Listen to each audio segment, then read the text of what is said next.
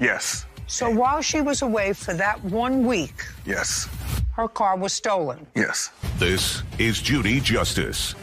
Erin Dean is suing her ex-husband, Dennis Dean, for an unpaid car loan and negligence. Court come to order. All rise.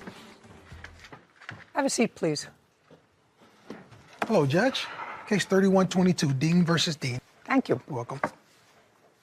Ms. Dean, it is your claim that the defendant owes you for a car that was stolen as a result of his negligence. That's correct, Your Honor. Okay, so let's start with, you and Mr. Dean were married for the first time in what month and year? July of 2013.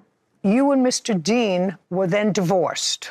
That is correct, Your Honor. In what year? December 12th, 2019. You and Mr. Dean were remarried. This is correct. What month and year? October 1st, 2022. And you separated again, and that marriage was annulled in what year? August in 2023. Now, you purchased a car. Correct. In what month and year? October of 2019. While you were married. We were separated at the time. We were not living together. But you were married. Correct. So this automobile was purchased during the course of your first marriage. That is correct. Do you have a copy of your divorce decree? Yes, I do. And does that divorce decree award you the automobile? Yes, Your Honor, it does. I'd like to take a look at it.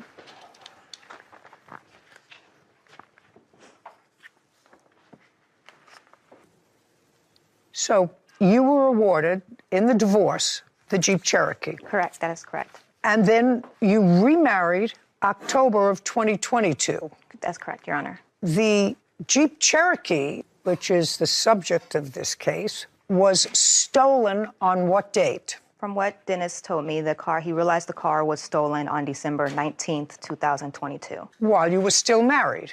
Correct. Now, you were remarried in October of 2022. Yes. And where did you live? In Pasadena. What address? 780. And you both lived there together? Yes. Had you lived there before, during your first marriage? No. Had you lived there while you were separated? Yes. When you remarried and you were living at 780, was the plaintiff living with you? Yes. So she moved into your residence? Yes. So far, is that correct, Ms. Dean? That's correct, Your Honor. And you had no other residence? No. So you moved into 780? That's correct. Mr. Dean, until what date did Miss Dean live at 780, month and year? January of 2023. That is false, Your Honor. Justice, Okay. I'm not asking you anything. Okay. January of 2023. What happened in January of 2023, sir? She moved back east. East to where? North Carolina, while we were still married. Okay.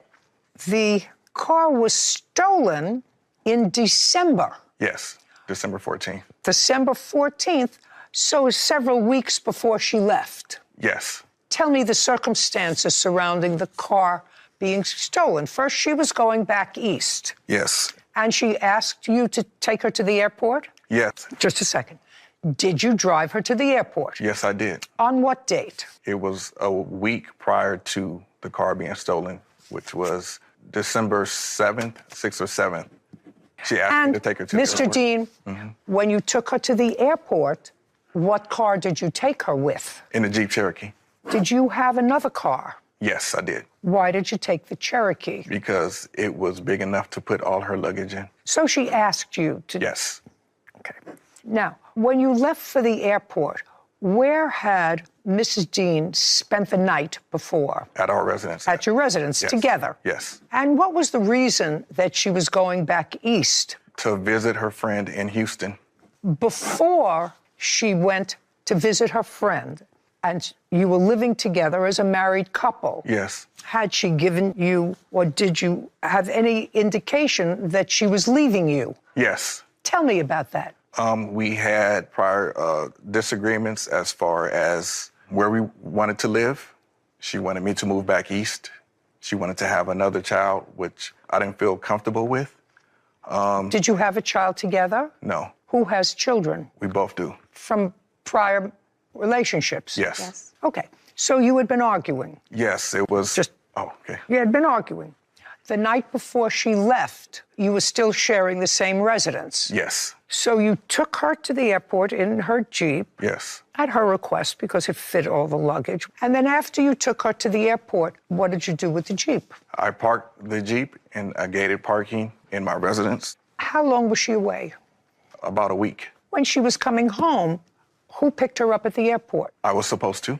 And did you pick her up at the airport? No, I did not, because she says that she wasn't coming back because I had told her about her car being stolen. And then I told her that once I found out that it was stolen, I got a police report done. So while she was away for that 1 week, yes, her car was stolen. yes, And it was stolen from where? under the gated parking of my residence. It was in the gated parking? Yes, Okay, do you have a police report? yes, I do. I'd like to see it.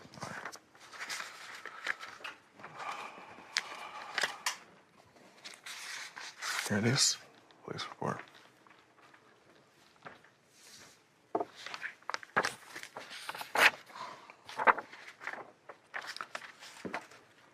Okay, so the car was stolen. That's correct, Your Honor. Now I got the dates and I got everything. And the car was stolen and? Car was stolen due to his negligence. No, you say negligence. The car was stolen out of a gated area. First of all, even if it was stolen as a result of his negligence, you don't get your money. Dean claims her ex-husband, Dennis Dean, is responsible for car payments after the vehicle was stolen due to his negligence. Let me ask you this question. I'm going to maybe phrase it differently. My husband is trying to be helpful, and there's a leak in the faucet in our kitchen that has just been redone. Mm-hmm.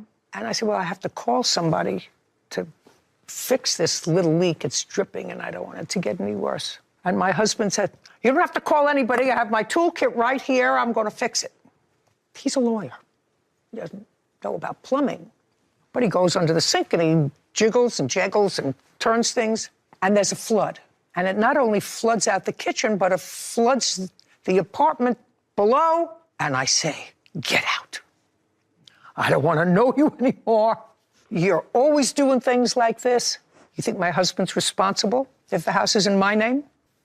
Get out of here.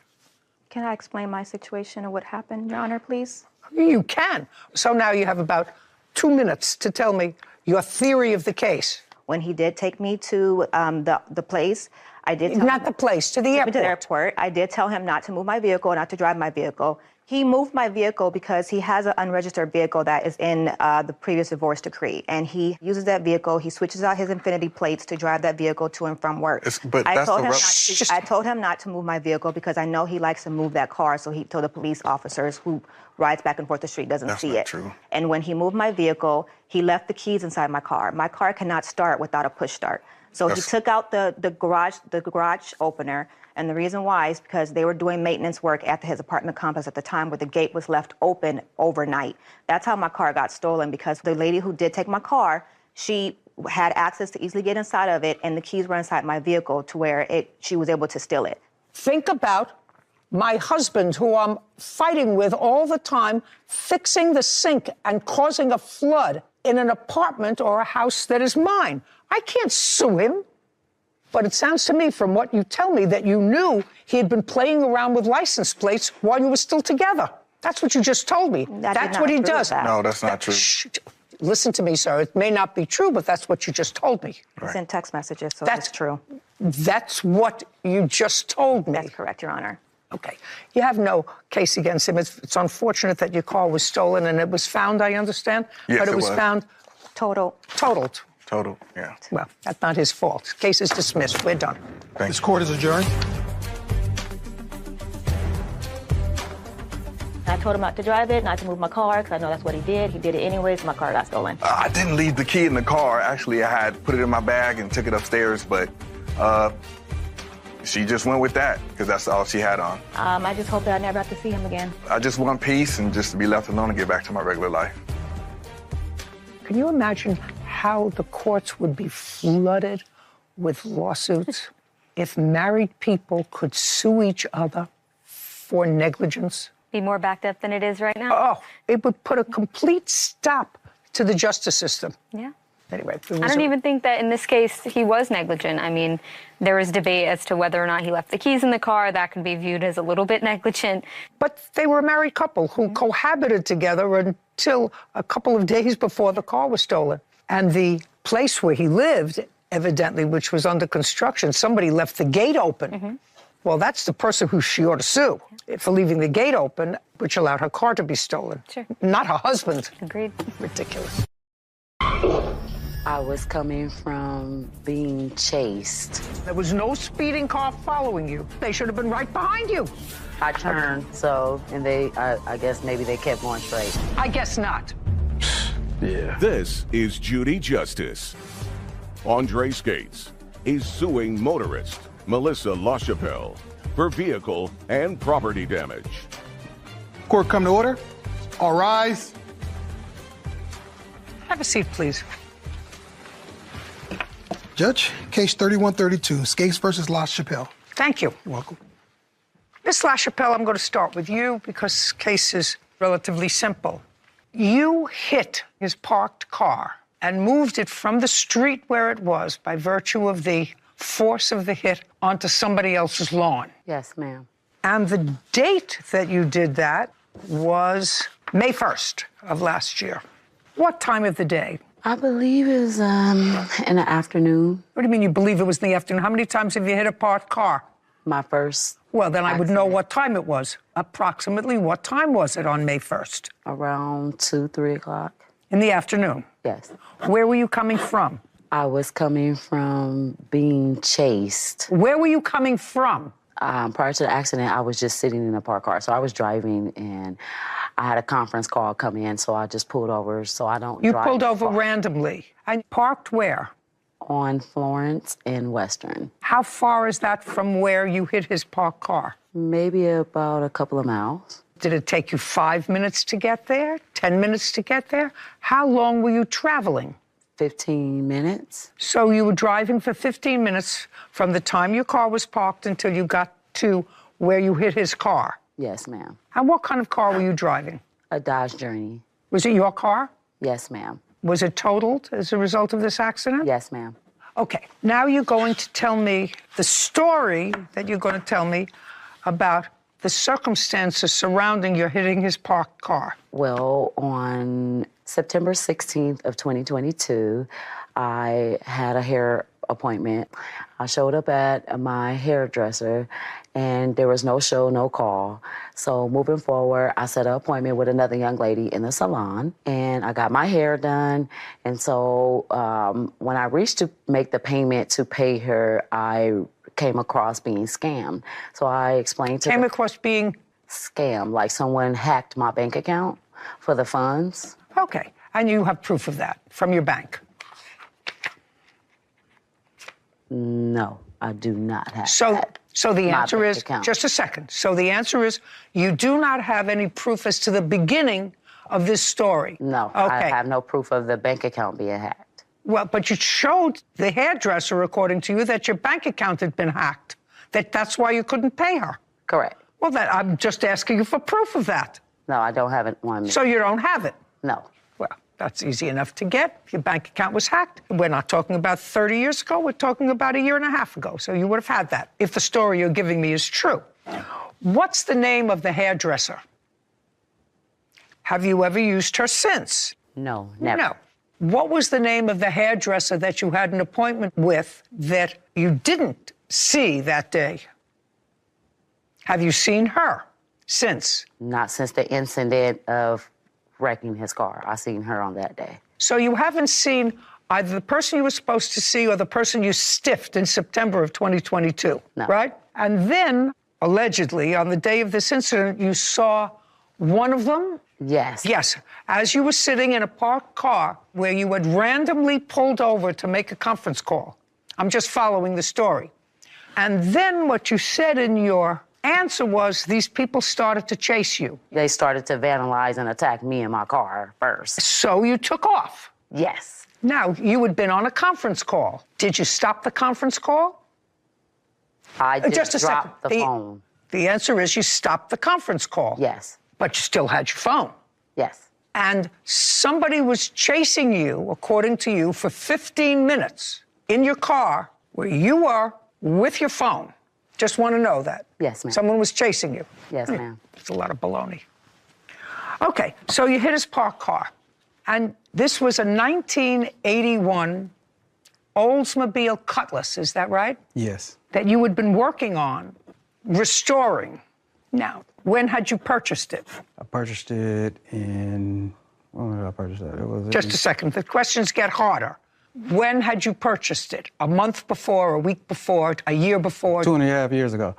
When you purchased the car, who did you purchase it from? I don't have his last name, but I have it in my phone. But his name was Jose, and he was from San Diego, and that's where I purchased it from. And how much did you pay him for the car? I paid him $10,000 for it. And you also have proof of that? Yes. I'd like to see it. Well, I don't have proof of that. I don't think I brought the bill of sale with me, though. That sucks. I know you needed that. Do I got the bill of sale? No, I don't have the bill of sale. Hold on. Let me see. It's in my phone from that date. Where'd it go? Yes or no, sir? That's a very easy thing. Don't waste my time here if you don't have a bill of sale in your phone. I don't have it in my phone. Okay. Very good. And you don't have it there. Okay. Andre Skates claims motorist Melissa LaChapelle owes for damages after Melissa struck his classic Oldsmobile Cutlass. Melissa says she was fleeing from a dangerous situation. Now, you say that you were notified that your car was hit. You were either on your way to or from work. What kind of work do you do? Security. And you left your house. I assume it's a private house. Do you rent or do you own? I rent. How much do you pay in rent? $1,000. To whom? To the landlord. How do you pay him? I pay him through Cash App. And you were driving to work, is that right? Yes. Okay, what kind of car do you have? 2008 Jeep Grand Cherokee SRT. Do you have a note on the car or do you owe it free and clear? Yes, I do have a note on it. And you pay for your car payment from a bank account, right? Mm-hmm. Yes. I'd like to see your bank account where you paid $10,000 for this car. Oh, you'd like to see it? Oh. Oh, yeah, I want to see that. Because I assume if I said to you, could I see a check for the $10,000, you don't have a check. No, because I pay cash. Just a second. Well, you don't carry $10,000 in cash because you can transfer the cash just like you do for your landlord. Yes, right? Yes. And you don't want to carry for that your money. car payment. So that's the way your generation, not mine, but your generation pay things. They walk over to a machine and they go like this with their phone, and it's paid. So you pay your other bills that way, sir. So you don't walk around with cash. I want to see where you had $10,000 in the bank 2 years ago. I know you're going to ask me that. Okay. You want to see a photo? Yeah. Mm-hmm. Okay, Audubon Classics. So tell me how much this is. Oldsmobile Cutlass. Okay. So they range. There's some that are very expensive, like $28,000 that I've seen that are fully restored. And then there are some, like this one was $22,000. But then there's This some, is the 81, yeah. Yeah, but then there are some that were not restored that I saw for about $8,000 or $9,000. Mm-hmm. Not restored. Yeah. Okay, great. Thank you. Mm-hmm. Wiley's looking. You have a copy of the police report? No, we didn't have a police report because no one was injured. That's not why you don't have a police report on that kind of an accident. Could have killed somebody. Yeah. Okay, Mr. Skates, let's go. Do you have it or do you not have it? Yeah, I'm pretty sure I have it. It was 2 years ago, so I got to go all the way back. Well, you should have had it with you. You're suing her for $10,000. So all I want to see is how much you paid for the car. You say you paid $10,000. Yeah, I know. You don't have a bill of sale. I just want to see where you had $10,000 in the bank, and then it was paid out to Jose. You do understand, Mr. Skates, that would be on you. You have a whole bunch of papers there. You do not have a bill of sale on the car. You don't have any proof of what you paid for the car except your word that you paid $10,000 for it. It's very easy to go back and get those records. We're not talking about 30 years ago. No. I know. You got a whole lot of papers there that are irrelevant. And your insurance company, according to you, valued the car at $3,500 and paid you because you did have insurance on it. Yes. So all I want to see is what you paid for it. No, I'm trying to... Just a second. You have a video of this accident? Yeah, I do. Keep looking. Okay, all right. Do you have a video of this accident? Yes, I do. Play it. I want to see what the car looked like.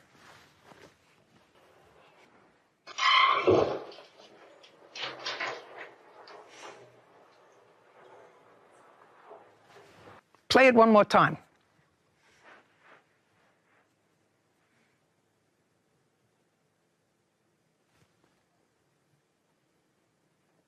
Keep going, keep going, keep going, keep going. I'm just looking, by the way, Miss LaChapelle, for the people who are chasing you. Because now you hit the car, they should have been right behind you. They were chasing you, right? I'm looking at this, and now you're all slowed down because you fit a car. I don't see one car pass by there. Not a one. Correct. Yes, correct. Of course, it's correct. I turned, and I guess maybe they kept going straight. And then that's when I had the accident. I guess not. Okay. Mr. Skates, I want to tell you, your exercise in exploring your phone to find proof that you paid $10,000 for this car is going nowhere. Got it? Yes. Now, you insured the car, correct? This old car, because it was going to have value once you restored it. Yes. Now, restored, the average price is about $10,000. That's what Sarah tells me, correct? It ranges, but I could find a couple if you want. No, it ranges 9, 10, 11. It can go anywhere around that amount, but that's fully restored, right? Well, restored means like when that's mint condition. Like, 'cause when it's in mint condition, that's how much it would go for, like 9 or 10,000. But the features that were on the car were extra couple little features that people like on those cars, which is the stick in the floor and the T-top features that are on there that people I have like no idea, sir. Show me what the car looked like before she hit it. There we go, right here. This is the one with the rims. Here goes one. Where's the other one at?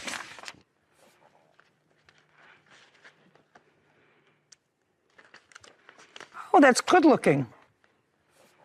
Now, when you bought the car, sir, was it running? Were you able to drive it back from Jose's? No, I had to get it towed. So when you bought it, it was not running. No.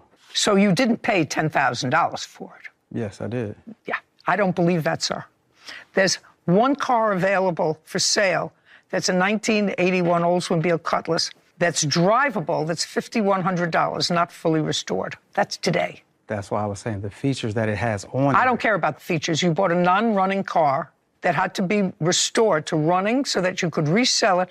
You hoped for a profit, but there's no way you spent $10,000 on the car, because then if you were putting in all new parts and restoring it, you would never be able to recoup your money. Yes, you can. No. Can I explain?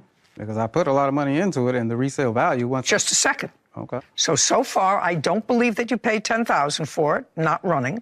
Now you're going to show me what you put into the car. Okay. You see, if you told me the truth, sir, and if the insurance company only paid you $3,500, I would have paid you what the value of a non-running car would be, plus everything that you put into it, less the $3,500 that the insurance company paid you for it. So if you have everything that you put into it, the only thing you don't have is what you paid for it.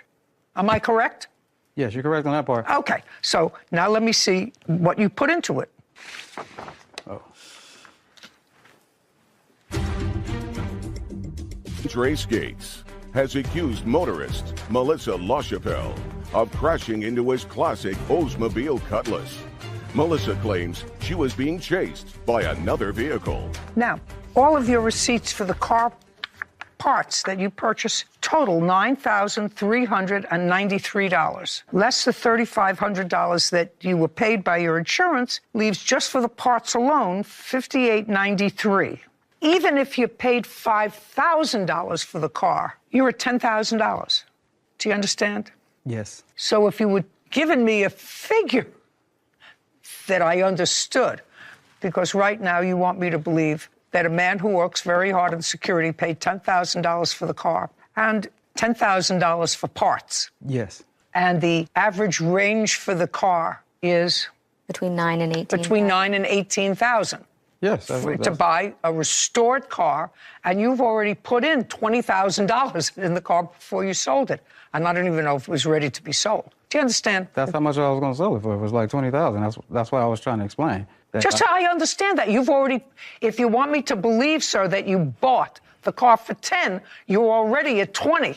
So even if you sold the car for its highest price, which is 20, you'd be breaking even. That's not what you bought it for. Well, no. You bought it to make money. No, I bought it Okay. to keep it, actually, because it was a sentimental What? value. I said I bought it to keep it because this was something that I wanted to have for a while, because this was something that was kind of sentimental to me, because we all used to ride these cars when I was younger, so it was something that I kind of enjoyed and liked, and I wanted to keep it. I wasn't planning on selling it right away once I finished. How old are you? 44. So what you're telling me is you remember driving around in this car when you were 2 years old. No, in my 20s. You know, I want to introduce you both to the truth. Hello, how are you? I understand who you are. Thank you very much. Okay, Mr. Skates, you're owed some money from her, even though you've inflated some figures. She owes you some money. Do you have any reports from the police on this? I have the vehicle incident report. I'd like to see it, please.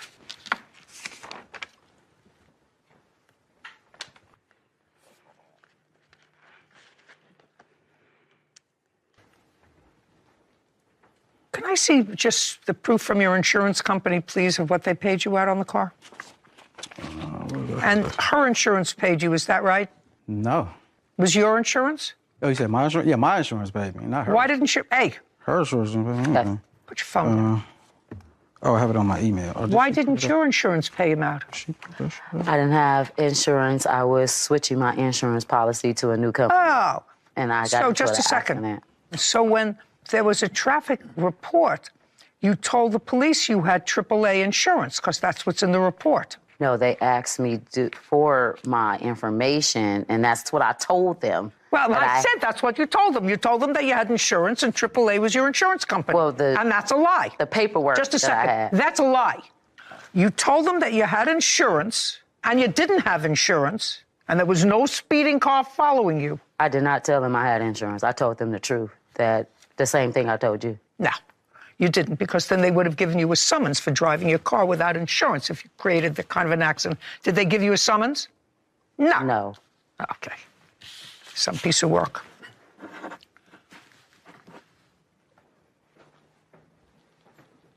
So your policy limit was $3,500. Yes. Is that correct? Okay. Where is the car now? The car? It's not an answer. Where is the car now? In front of my yard. Okay, so you have it. Yes. And this incident took place on May the 1st. Yes. Why is it still at your house? Because I plan on getting another one and rebuilding it. So you plan on using it? Well, I plan on using it for parts because I can't do anything else with it. Or But you still, plan I on mean, using it for parts, whatever it is. Do you have a photograph of it? Yes, I Now, do. I'd like to take a look at it. There's a couple more.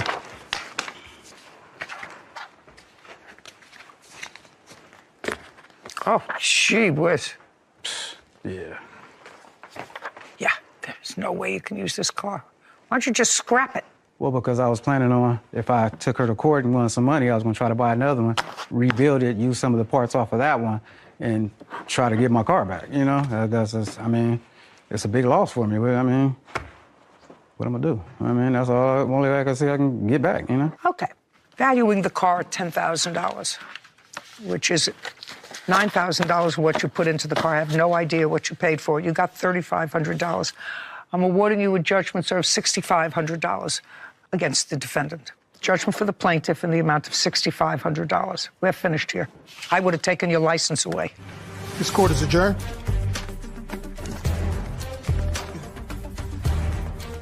Because I was running from someone chasing me for my life. It was self-defense. That she was being chased by some girls, that they stole some hair or something like that.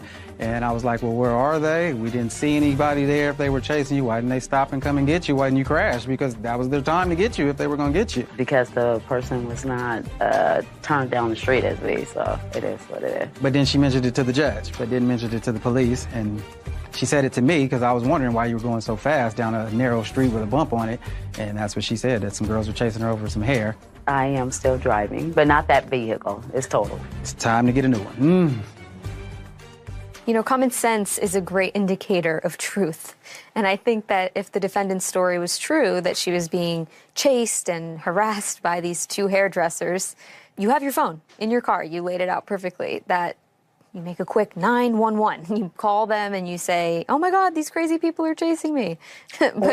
or none of it ever happened. Or when you finally cause an accident like that and your car is severely damaged and there's nobody chasing you. Yeah. You stop to wait for the police, and when the police finally come, because she was looking to boot out of there, you say, these women were chasing me. I know who they were. Yeah. You would create a police report. Yep. Just a whole lot of who shot John. It's unbelievable to me that people could make up interesting stories. In 2022, she had one hairdresser appointment. She had Very another- intricate. Very, very intricate. Nobody has any proof. Yeah. They never do. Sometimes they do, but not in fishtails like this. So you moved in with your aunt and uncle, I was told that I was using them. and it was a heated argument. I had to contact the police to get my things. That is not true. I lost my dad, so I never really got to have a connection with them. So this was an opportunity to really be a part of their life. This is Judy Justice. Kaylee Kowaleski is suing her aunt, Brenda LaFountain, for personal belongings after moving out of Brenda's house. Court come to order. All rise. Have a seat, please. Case number 3024, Lukoski versus Fountain. Thank you. You're welcome. You were in the military? Yes, ma'am. And when did you get out of the military? December 14th, ma'am. December 14th of 2022? Yes, ma'am. At that time, you had no job, you had no place to live, and the defendant is your aunt. Yes, ma'am. I assume you called her and asked her if you could live with her? No, ma'am. My mom refused to pick me up from the Appleton airport. And? My aunt, Brenda, was the only option at the time. Just that a second. was My open. question to you is, she would have to know that you needed a place to live. The question is designed to elicit an answer. Did you call her or did she call you? I called my mom, and my mother called my Aunt Kelly, which is Brenda's sister, and worked it out with Brenda that I would stay with her. I didn't ask you about staying with. When did you first have a conversation with your aunt? The day she picked me up from the What airport. date? December 15th. She picked you up from the airport. Had you had any conversation with her prior to her getting to the airport? How you would be arriving, what time, where to pick you up, where you would meet? Did you have any conversation either by text or on the phone? No, ma'am, I did not have a cell phone. So you had no conversation with her? No, ma'am. Okay. December 15th, she picked you up, got into the car, and? We went back to her house with my Aunt Kelly and Brenda, and I moved there. Well, tell me how that happened. You're a big girl. Tell me how that happened. Yes, ma'am. I got back from the airport. They picked me up. We went back to her house. We figured everything out. Not figured everything out. Not figured everything out. You said to her, she said to you, somebody said, you don't have a place to live. Could I live with you? I want to hear that. Yes, ma'am. They said I could stay Not they. rent-free. Not they. Brenda said I could stay rent-free. Well, how'd she know you didn't have a place to live? Did you tell her you had no money and no place to live? Yes, ma'am. Oh, well, that's what I want to know. Yes, ma'am. When did that conversation take place? The night after picking me up at the airport on December 15th. So where did you sleep that night? At Brenda's house. Okay. And had you ever lived with your aunt before? No, ma'am. So you moved in with your aunt and uncle, and they agreed that you could stay there until you got on your feet. Yes, ma'am. Now, there's nothing wrong with you, right? No, ma'am. What city and state do you live in? I live in New Holstein, Wisconsin. Okay. And so you moved in December. Lots of temporary jobs around Christmas. Did you get a job? Yes, ma'am. What were you doing? I was putting together molds for birdseed. How much were you paid? I was paid around $17 an hour. How long did that job last? 2 months, ma'am. From January to February? Yes, ma'am. Did you pay any expenses to your aunt and uncle while you were working in January and February? No, ma'am. What date did you move out? March 20th, ma'am. Where were you working in March? I was a guest service member. I would tend to customers as in like a cashier and how much were you making there? $16.50, ma'am. How much money did you put away during this period of time, January, February, and March, where you were working and not paying any rent? I had about $500 in my bank. I did get in a really bad car accident, and in that time period, so... Which time period? I got into a car accident in late February. Whose car? My car. When did you buy a car? This was before boot camp, ma'am. So you had a car. You had to get the car from someplace. Where did you leave the car when you went into the armed services? Stevens Point, Wisconsin, where I was born. At whose house? My friend that I was staying with before boot camp. So you were in a car accident sometime in February. Yes, ma'am. And so no payments to your aunt in January, February, or March. And tell me about when they asked you to leave. It was an argument. I calmly sat down and I was told that I was, quote unquote, a burden and using them. And it was a very heated argument on that I do nothing around the house while, I was living there. And I refused to put up with that because I did do a fair share amount while they were using my information to get heat assistance and food stamps. And so it's not like I didn't provide them any help. They had help through the state. Well, that's not you helping them. No, ma'am. Right. That has nothing to do with you. So you left. Yes. And it was a heated argument. And that argument took place on what date? That argument took place, if I remember correctly, on March 18th. And you left March 20th. Yes, ma'am. So on March 20th, you decided to leave. Yes. Great. And you packed all your stuff. No, ma'am. Well, you should have, because that's what this case is about.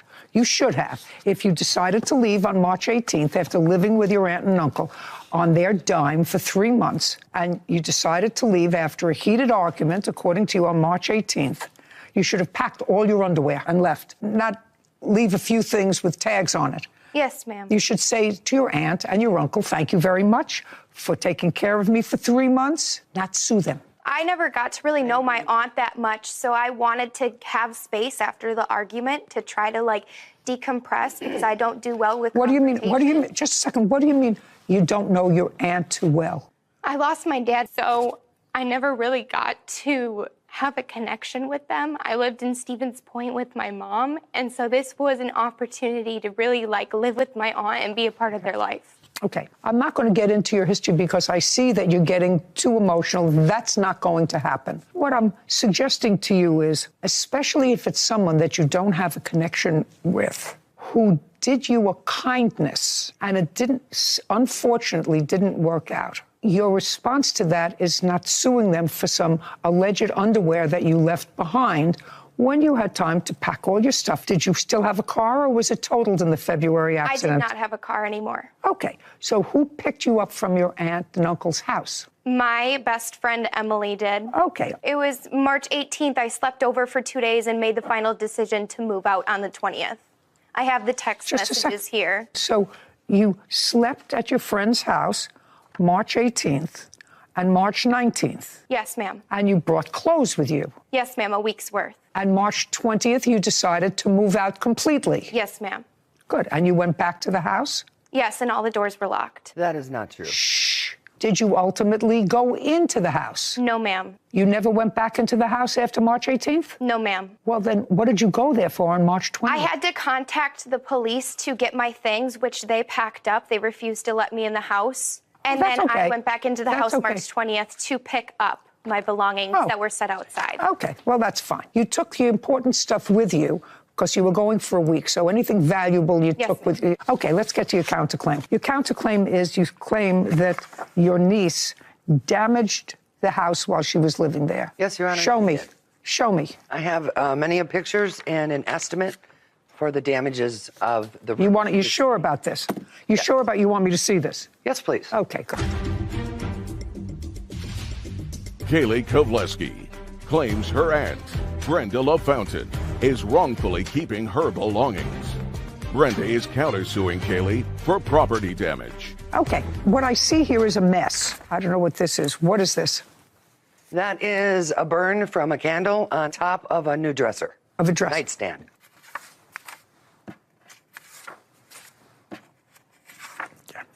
I assume this is you showing me that she left a bowl of food on here. Yes, ma'am. Right? Okay. Not nice, but I'm getting to know it. I'm getting to understand it. And this? Similar. I mean, was that the same day? Was that March 18th? Was it March 20th? Or did you go? March 20th, I'm sorry. Oh, okay. I finally moved into where I'm staying. Everything is unpacked, and I realized that I'm missing over 40 Victoria's Secret pennies. What is that? Underwear, Your Honor. Pennies?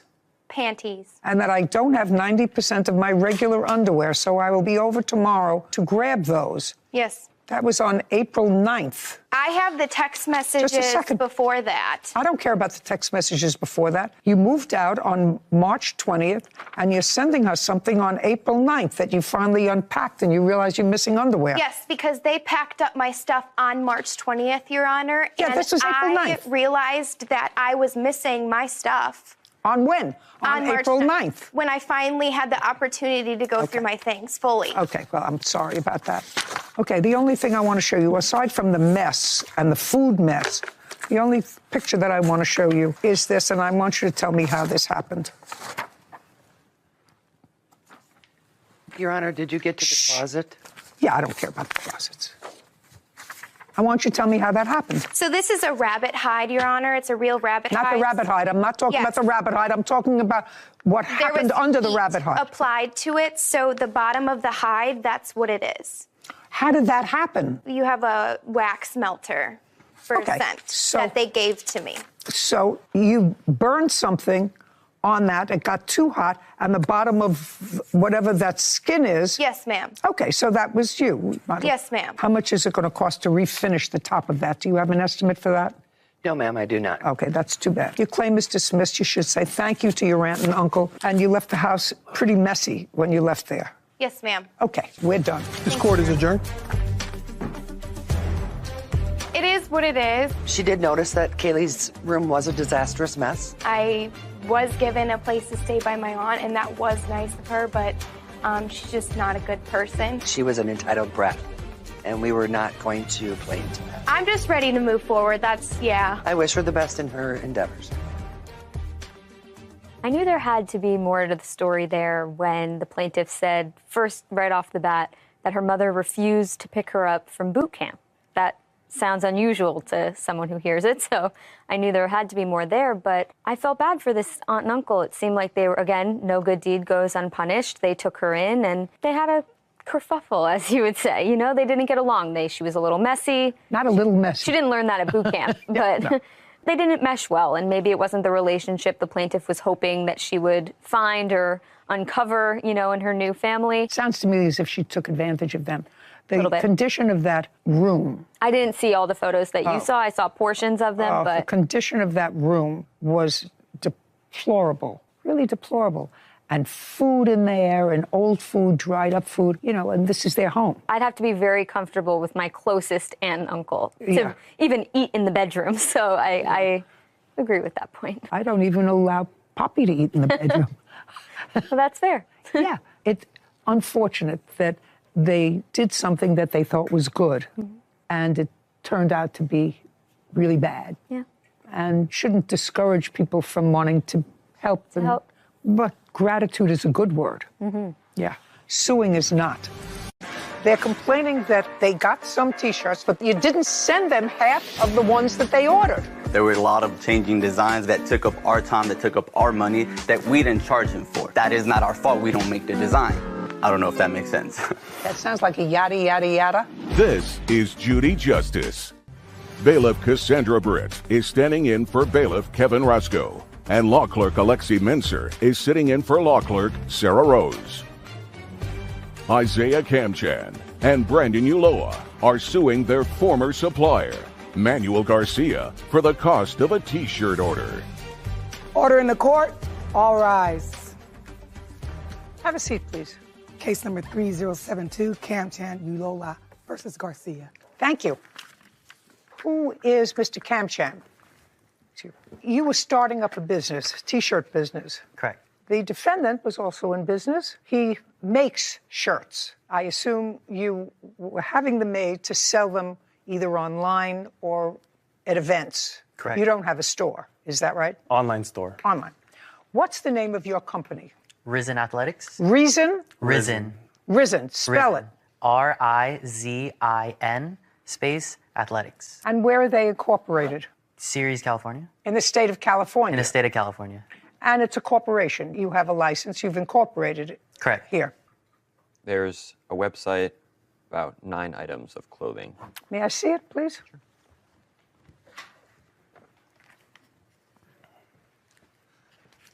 Make it go. Could you go back to, okay, I just want to see where they order them from. Great. And what's the name of your company, sir? MFP Studios. MFP Studios. Correct. Where are you located? Los Angeles. How long have you been in business, Mr. Kamchan? About a year and a half. Did you make any money the first year you were in business? Yes. How much? Approximately 10,000, a little over. Nice. In that first year, did you get any merchandise from Mr. Garcia? We did. So you made some money from the merchandise? Not from his clothing, actually. Not from his. What other company do you deal with?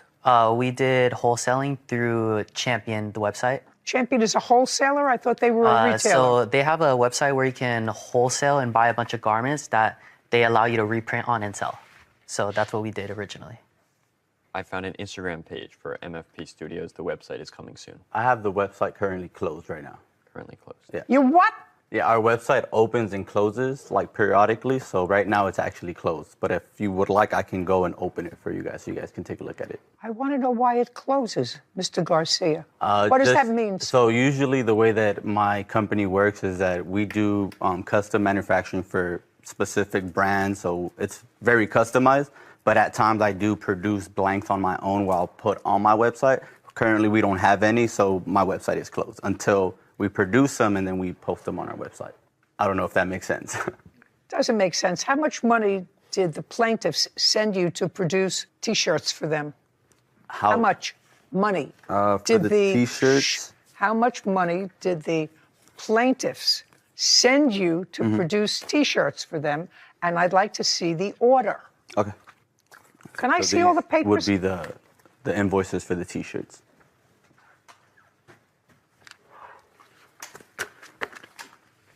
Thank you.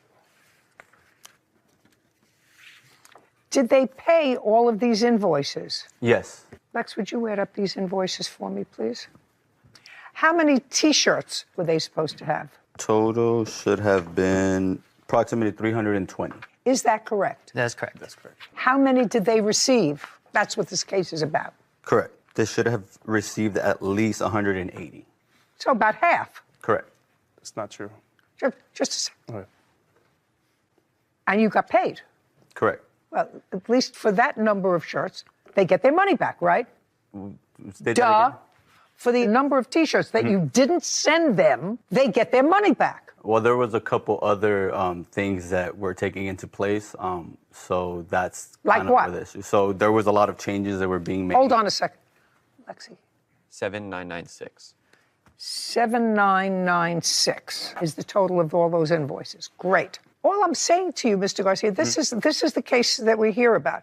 They're complaining that they got some T-shirts, but they were not what they ordered. You acknowledge that they didn't get half the T-shirts at all. And you didn't make them, and your website is now offline. Well, that happens like every... I don't care. Yeah, okay. I don't care. I don't know any other company that takes their website offline. I mean, I don't understand that. I could give you a list of a couple. I don't want you to give me a list of any. I want you to tell me why they're not entitled to at least half their money back. So like I was stating, there was a bunch of other changes. So them not being happy with the garments that they received, that at the end of the day, I can't control. That is what they've ordered. I sent them pictures. I'm talking about the ones that they didn't receive, sir, not the ones that they did. Okay. They were not happy, which they will tell me about the half that they received. You acknowledge that you didn't send them half of the ones that they ordered. Correct. Well, why should they pay for those? That's what I'm asking you to answer. Yeah, and that's kind of what I'm trying to explain. So try to explain it to me so that Alexei understands it. He's much smarter than I am. So when it comes down to custom manufacturing, there's a lot of other components that come into place. There were a lot of changing designs. There was a lot of remaking of screens for us to get the design onto the T-shirt that we had to do, that took up our time, that took up our money, that we didn't charge him for. So that's kind of where everything in terms of like the money goes to, is what we're saying. It's like, okay, if you're going to be making all these changes and then you're not happy with it, if you can see, I have pictures of me sending them a print of the T-shirt and them saying, oh, the print looks different. At the end of the day, we don't work on the designs. We don't change their designs. Whatever they send us is what we put on the T-shirt. If it doesn't come right on the T-shirt, that is not our fault. We don't make the design. That sounds like a yada, yada, yada.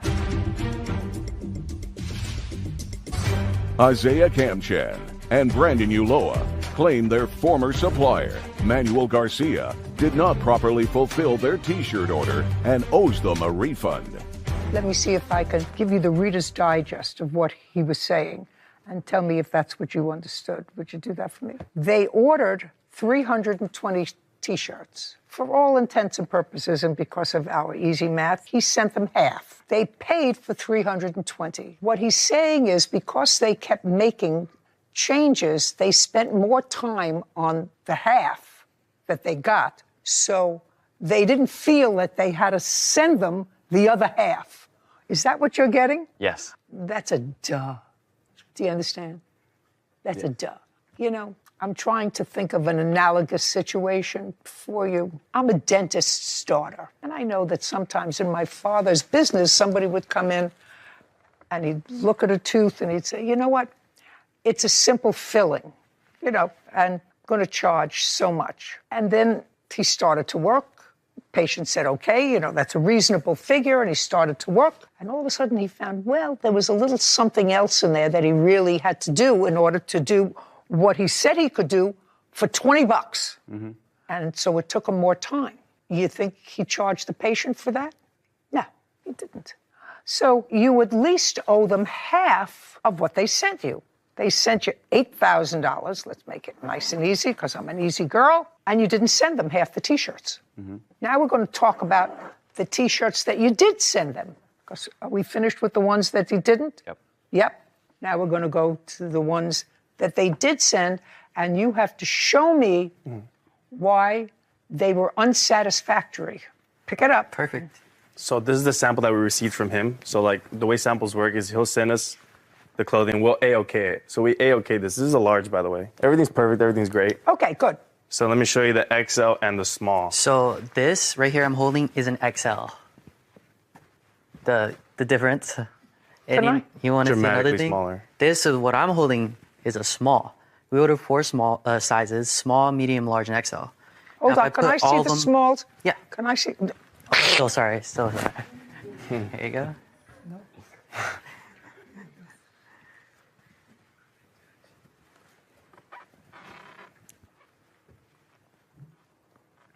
Well, this could be a small, a big small, but small. Can I see the extra small, please? Extra large. Extra large? Yeah. Yeah. Same as X size. They're the same size. The small and the extra large, if you hold them up together, they're exactly the same size. Lexi, hold these up together, would you please? Let me see. He said they're the same size. I don't think so. Could I? One certainly looked bigger to me, but not a small and an extra large.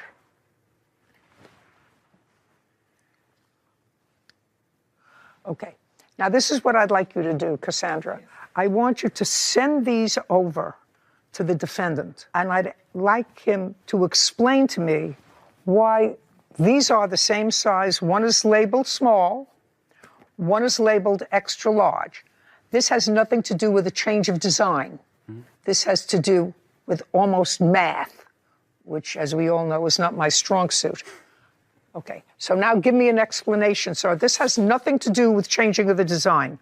That has to do with 2 T-shirts that are exactly the same. One says small, one says extra large. Explain it. This is a very simple fix, so there was just an issue with the tag in the labeling. Just a second. That's what you sent them. Yeah, that's Just exactly my explanation. No, well, this is for the actual garment.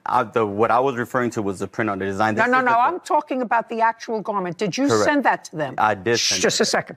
You sent that to them with the label that was mislabeled. Correct. Okay. How many of the mislabeled T-shirts did you send them? It's a very common mistake in manufacturing. I'm not sure. They didn't give me a number of how many were messed up. How many? Exactly 73. You see, what the problem, Mr. Garcia, is they can't sell those online because if somebody calls and orders a small and they send them a small, it's an extra large. Or if somebody calls and orders an extra large and they get it and it's got a small. And that could be easily fixed by just changing Who the tag. cares? Yeah. You know, my face can be easily fixed. Both. Not so easily anymore. These are all just fixed. Yeah. I mean, they can all be fixed. Yeah. When it happens, it doesn't always like have to be sent out. Yada, yada, yada, yada, yada. Okay, so half you didn't send them, and 73 you sent them wrong. Of the other half, 73 you sent them Labeled wrong. Correct. You sent them wrong that they can't resell as you sent them online. I mean, they could send them to a pop-up store and sell them for nothing. Or and donate say, them. you know, you try it on and see whether it fits you, but you can't sell them online. Otherwise, their business would be destroyed. Okay, what about the rest? Now we're finished with the sizes. He has claimed to sent us over 180 shirts. That's incorrect. He sent us 123 exactly. Do you have any proof that you sent them 180 shirts? I had them in text messages, but I don't have that phone. But I mean, I'm sure that Everybody that has no case has no phone.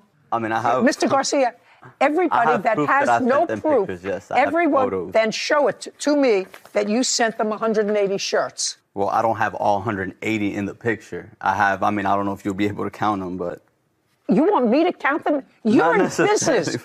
Mr. Garcia. you want to show it? No, you're in business, sir. That's not the way you run a business. 120 they sent, and of the 120, how many were you able to sell? Out of the 120. Just a second. And out of the 120, does that include the 73 that were wrong size? Yeah. Oh, that includes. So the we're 70 left with only 50 that weren't labeled incorrectly. How many shirts did he send you that you were able to sell 0. We sold none of his shirts. because they were mislabeled or you didn't Mislabeled get or them? misprinted and didn't get them. Great. Do you have any text messages between the two of you? So many. Anything in specific? I'd like you to show me one where you say to him, we cannot sell these shirts, they're the wrong So size. We'll show you the demand letter. So we sent him a demand letter, hoping that he'd still try to solve it outside of court, but he never replied to it and just never sent us So anything. it'd be us telling him that the items received were not as promised, and the other side would be the lawsuit issue. Okay.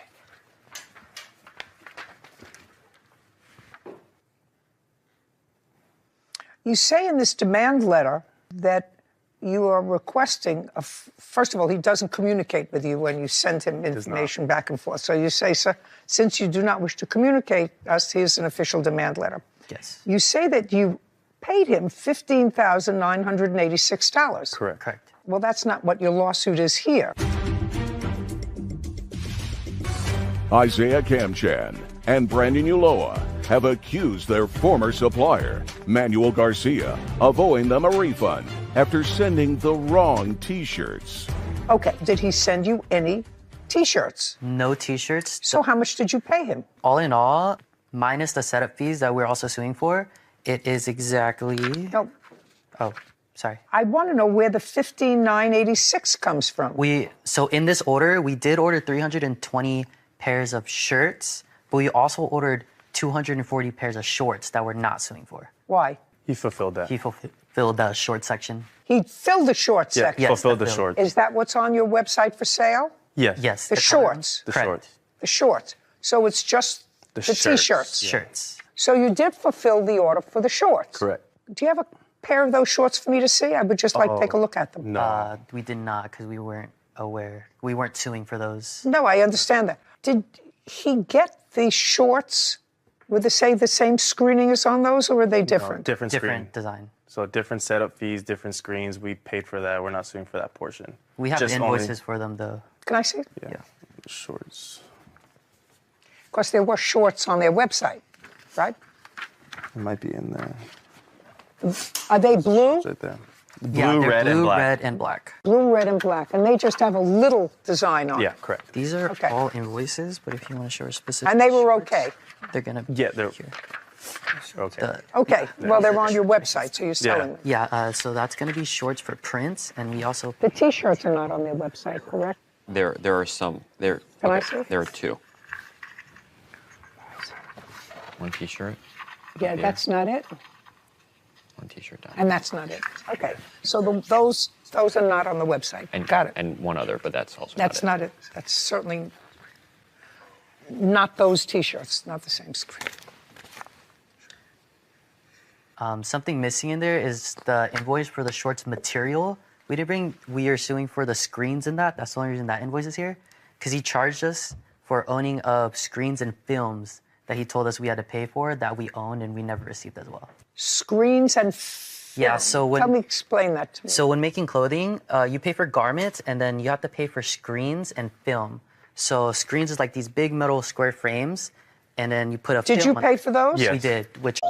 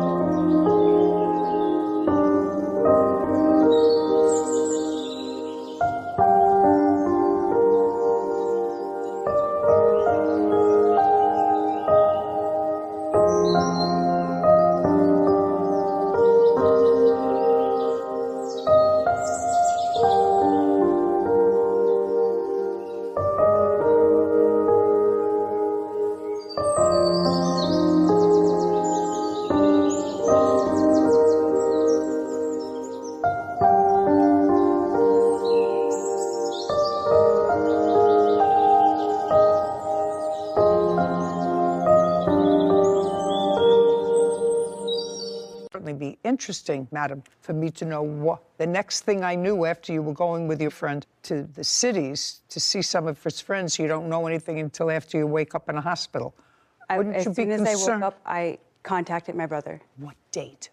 I'm not sure. I don't remember exact dates. I mean, you have 3 children. What do you mean you don't know what date? I don't know the exact dates, but I did contact him as soon as I was able to, because I did not have my own phone. Don't you see how irresponsible this whole story is for a person who has 3 children? Yes. How totally irresponsible it is. And what is sad about it is you appear to be an intelligent person who just seems to go from one place to another based upon, well, I used to know him in Texas. I used to know him in Colorado. I used to know him here. I'll leave my 2 boys with Camilla. And we don't have no children, so we're taking care of her children while she's out running around doing whatever. I didn't ask you anything. Okay. I can actually visualize the picture And sadly, so can you. What date did she finally contact you after she disappeared again? So after a Thursday after Easter Sunday. Thursday after Easter Sunday. So that's the 21st of April is the Thursday after Easter this year. It was actually Monday, the 25th. We got records. That's when I came home. I don't care. I just want to know when you showed up again. I contacted my brother and I let him know what had happened.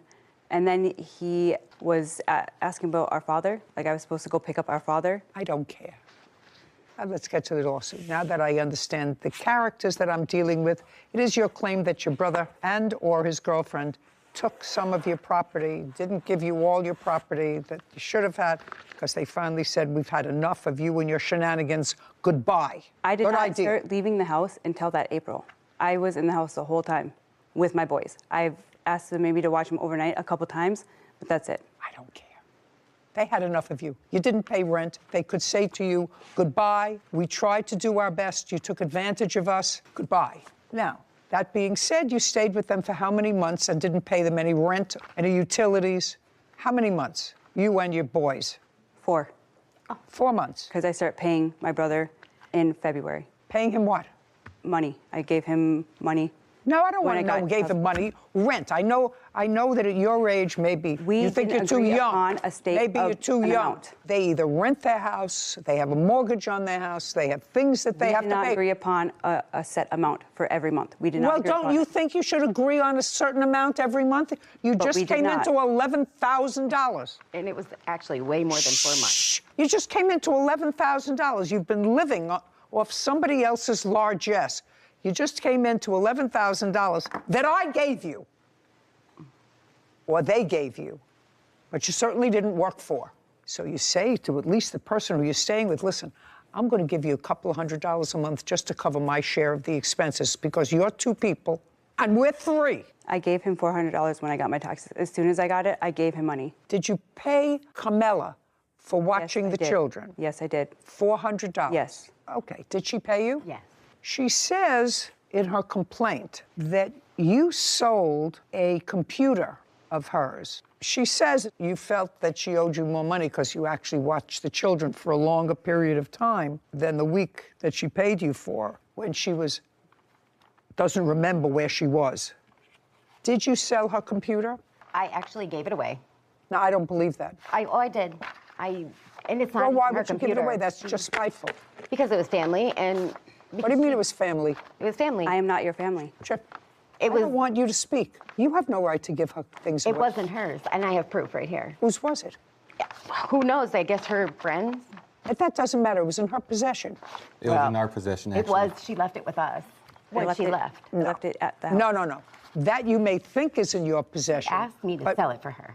What? She even asked me to sell it for her. But it was not Just in your a second. possession. It was in my room. Madam, Yes. if she asked you to sell it for her, then you don't give it away. Well, if she says, sell my computer for me, then you sell it. Then you don't say, I can't sell it, so I'm just going to give it away. I gave it to one of the kids in the family that I thought could use it way more than her trying to use it to bail out her friend from jail. That's not... And she owed me a whole bunch more money. Who died and left you boss? Well, me in the house, because it was our house. Can I ask you a question? Yes. You met her in a shelter. Yes. How long have you lived in that house that you're currently living in? August of 2018, to be exact. Before that, the lease was in my name. What part of I don't want to hear you? So you moved into his house? Yes. Right, so it's not your house. Well. It's his house. And since you're not his wife, you're his girlfriend, for now, you have no right to sell or give away any of her property, whether you think somebody deserves it more than she deserves it. That doesn't require an answer. I'm telling you what the rule is. Oh. Caption coming up. You wanted them to sell your TV, yes, jacket, and all of this is so that you can get him out of jail. Yes. Oh.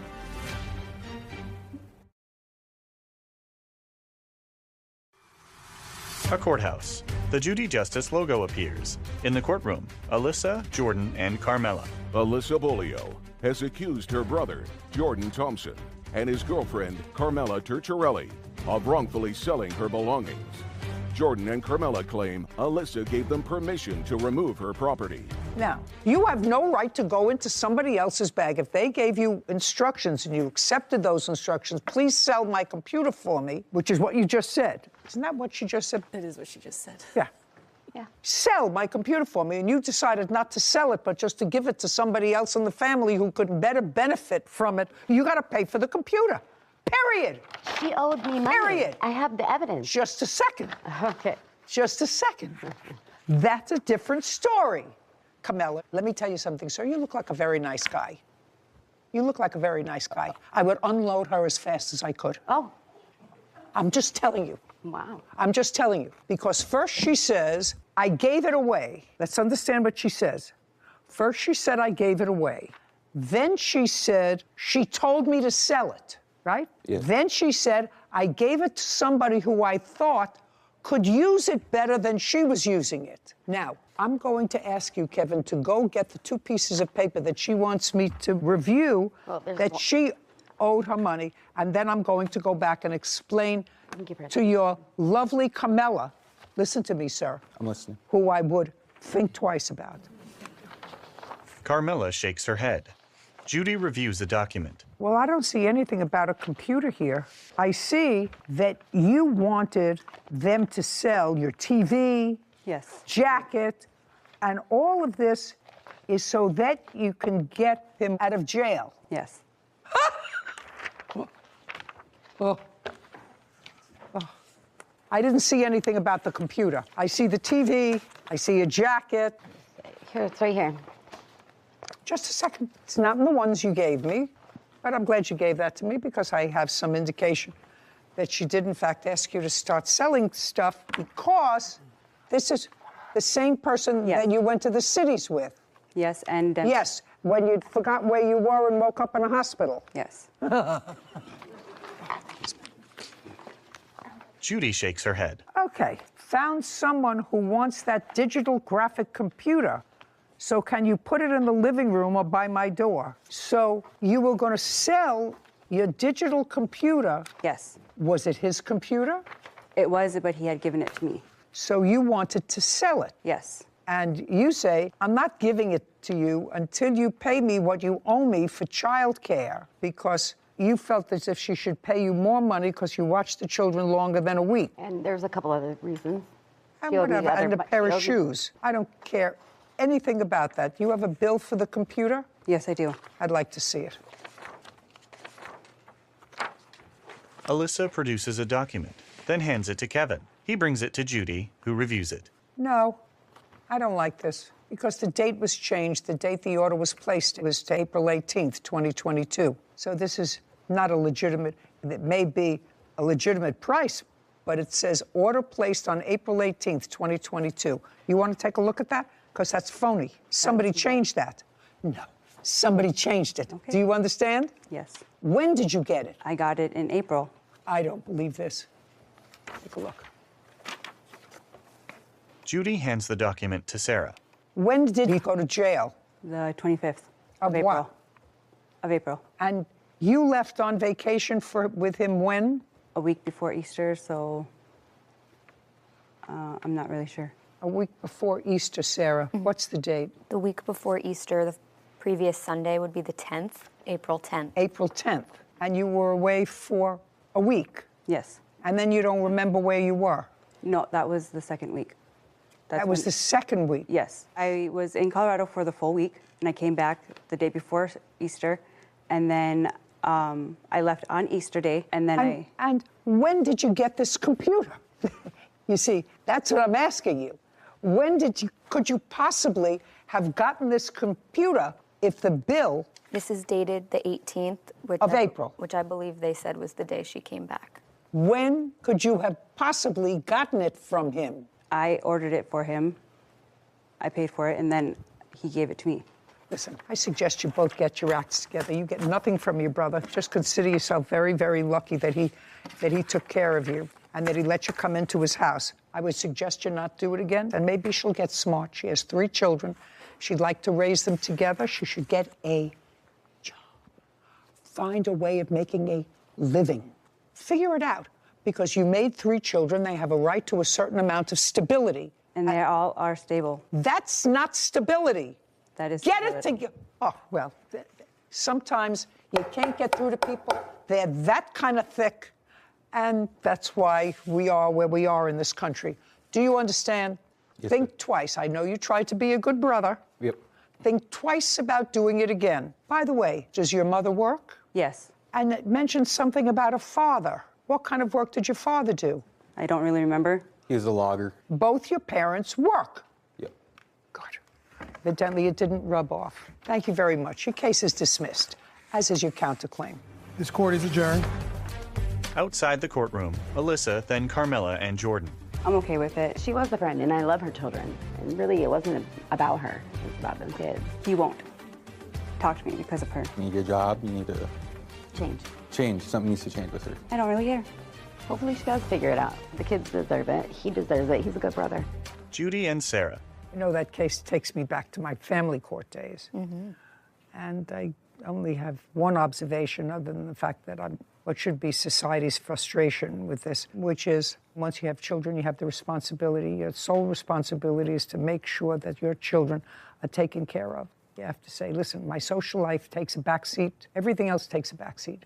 But I have 3 little kids, and they are my priority, so I have to do whatever I can to put my life in order. And she clearly has her priorities all messed up. I agree. I think I can understand and empathize with those women who are parents who can't provide a stable environment for their children and temporarily leave them with a mother, a father, a family member, while they can provide for a stable environment, go get a job, go try and find constant housing.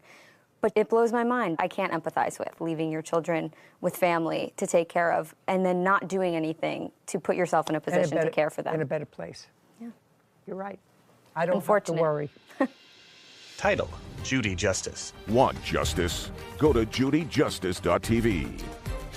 His brother, Cleefers McCowan Jr., for personal property and filing a false police report. Court come to order. All rise. Have a seat, please. Kevin approaches the bench. Case 2143, Simpsons versus McCowan Jr. Thank you. You're welcome. Miss Simpson, you lived with Mr. McGowan for, looks like 7 years is what you said. Yes, ma'am. It was off and on. What do you mean off and on? Well, I had another residence as well. Okay. And it's going to get more complicated, I see, than less complicated.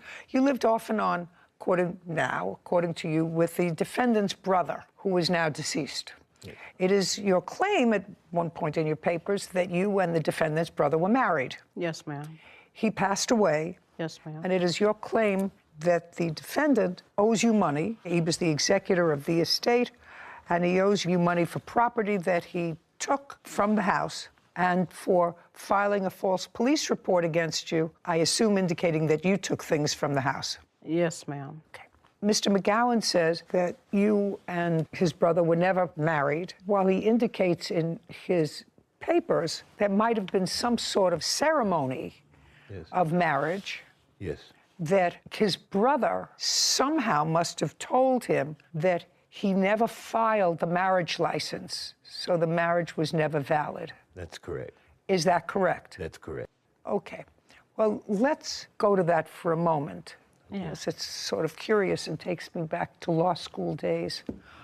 And believe me, that really tests my memory. Were you at the ceremony where your brother married the plaintiff? No, ma'am, I was not. When did your brother tell you that there was a marriage ceremony? I probably heard it just throughout life. You mean throughout life for how long? From the time that he had any dealings with her.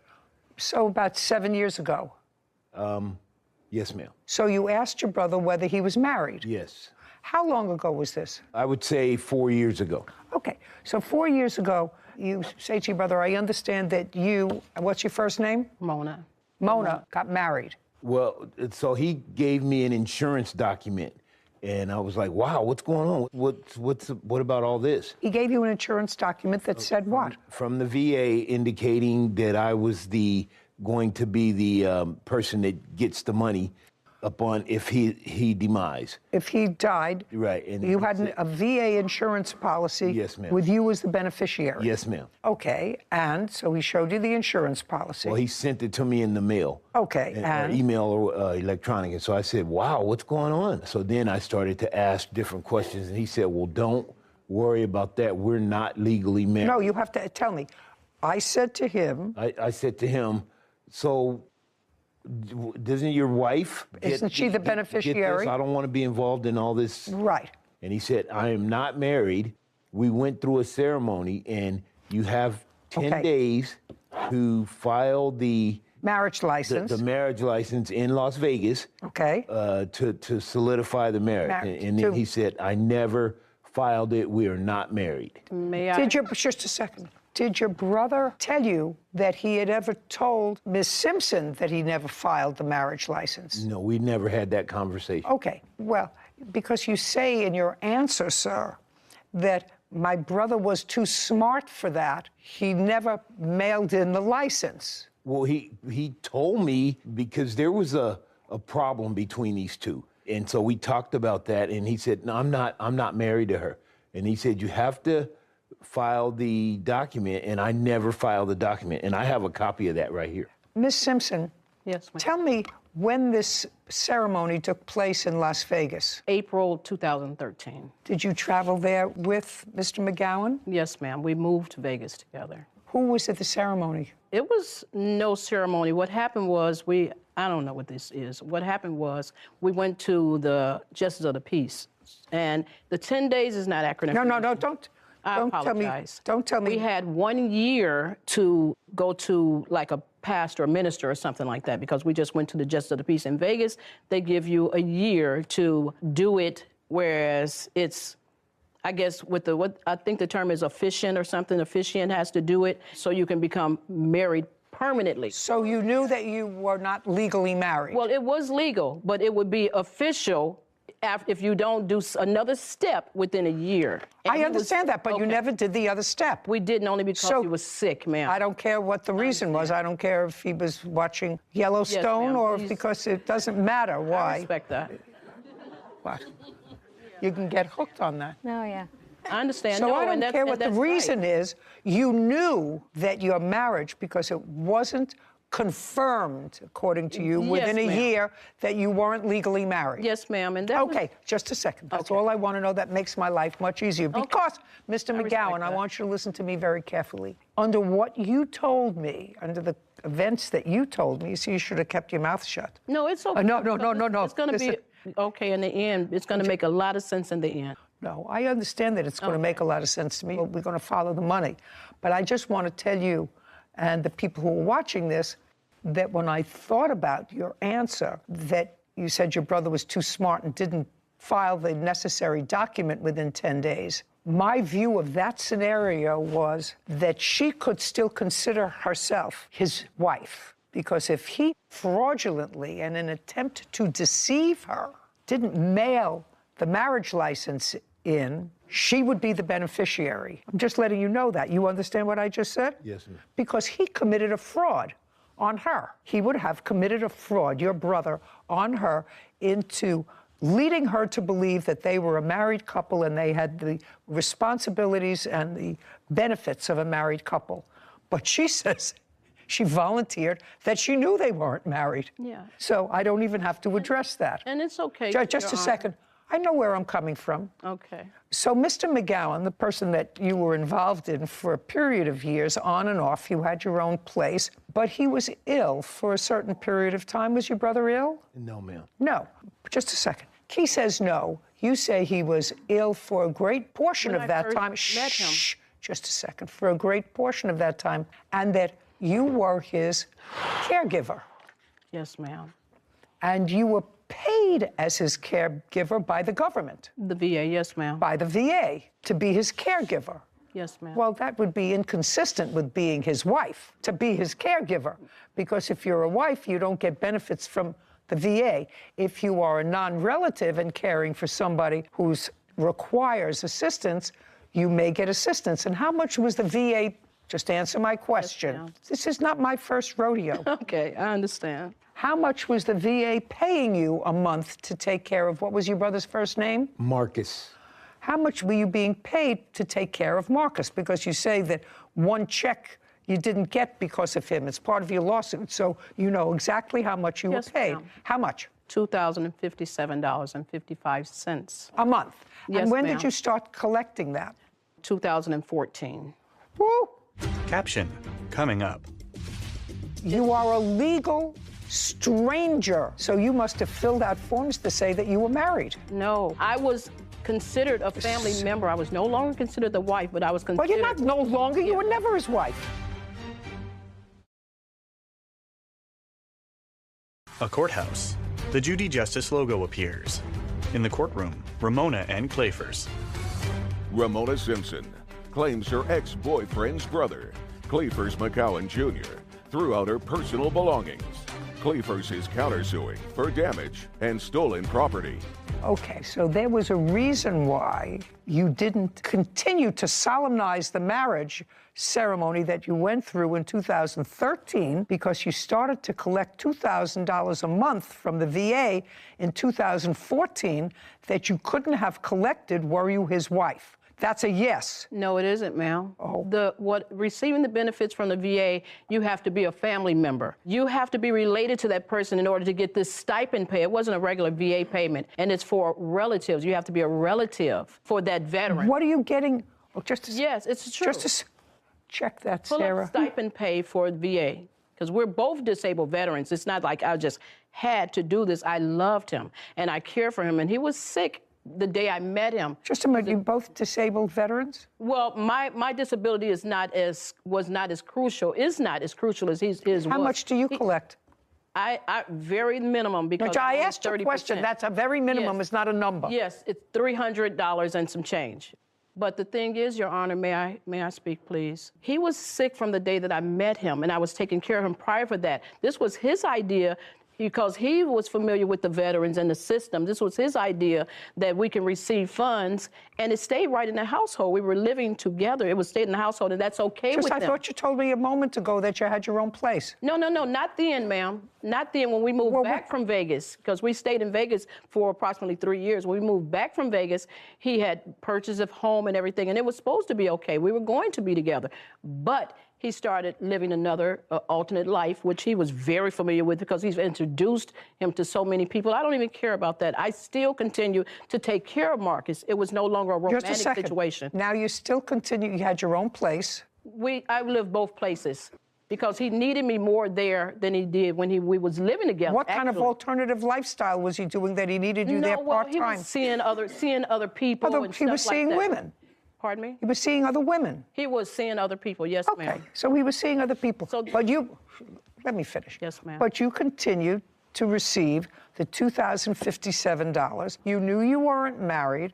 That money was coming directly to you. It wasn't coming to him. Well, it was coming to you. At what address? He was giving me a portion from his bank account, and then when we discontinued everything, there was nothing physical.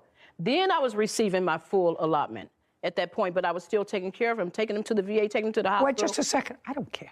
Don't go like this and like this. He's a legal stranger to you, and you're getting $2,000 a month to take him to the VA.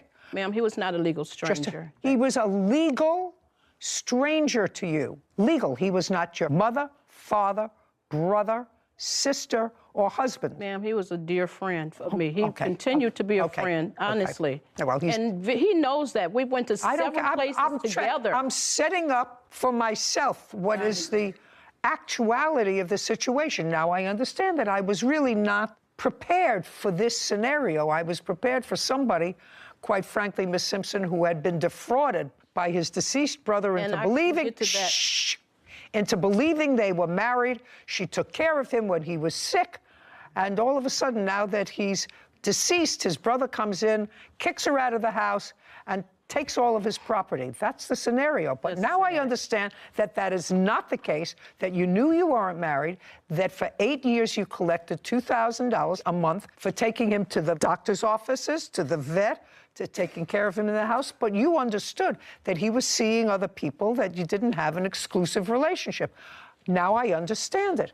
And you did receive a certain benefit from that because when you moved back from Vegas, you went to your own place because he was having an alternative life that had nothing to do with you. At that point, was the money going to his bank account or yours? It was going to his bank account, ma'am. Okay. Well, you say that he notified the government. Part of your lawsuit is for 1 month's check that you say, or 2 months that you didn't get. And you say you didn't get it because he notified the VA or somebody notified the VA. I don't care who notified the VA, but I want to know is, with those checks immediately preceding Mr. McGowan's death, going into his bank account or yours that he had? His. It was going into Marcus's bank account. Okay, and he was giving you money from that bank account? Prior to his death, yes, ma'am. Right up to the time he got sick and died? Yeah. Okay, yes, and how much would he give you? He would have given me $2,057. $2,000. All right. No, okay, you mean total? No, I'm sorry. No. I get it. It was not what I thought, but I get it. Ma'am, may I okay, please money owed something? for the return of property. What property? The property, which is my funds. I have jewelry that was missing and clothing that I never received because he kicked out his niece and boarded up the house. Just a second. Was your brother taken to the hospital? Yes, ma'am. On what date? 28th of August, 2021. Okay. He was nowhere to be found. Just what?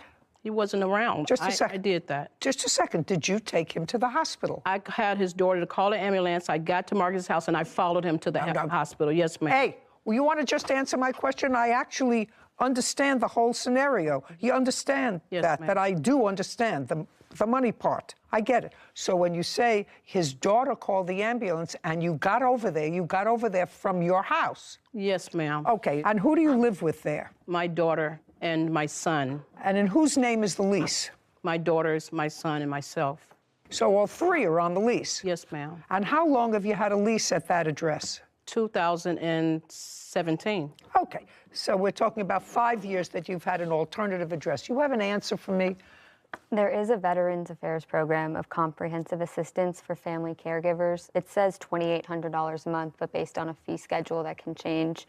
So the 2057 fits within the range. And does it define family members? It doesn't define the family caregiver, only that the VA may appoint someone who's part of the primary family caregivers to the veteran, but it doesn't identify who qualifies as a family caregiver. As a family caregiver. And that's the act that you were under. But you were not a member of his family. Yes, ma'am. You were not a member of his family. Well, not a well. Not a well. This is not a well. You're living with your daughter, your son, on a lease since 2017. You know he's got an alternative lifestyle that has absolutely nothing to do with you. He was giving you the $2,000 a month. I don't know why. I don't even have to get into that. But you were not that individual. But you were not a family member. If this is for family, it does go to the veteran to then give the family caregiver, though. Okay, but you are a legal stranger to him. So you must have filled out forms to say that you were married. No, it's up to that. It's up to that individual, the veteran, and I know how the procedure goes. It's up to that individual.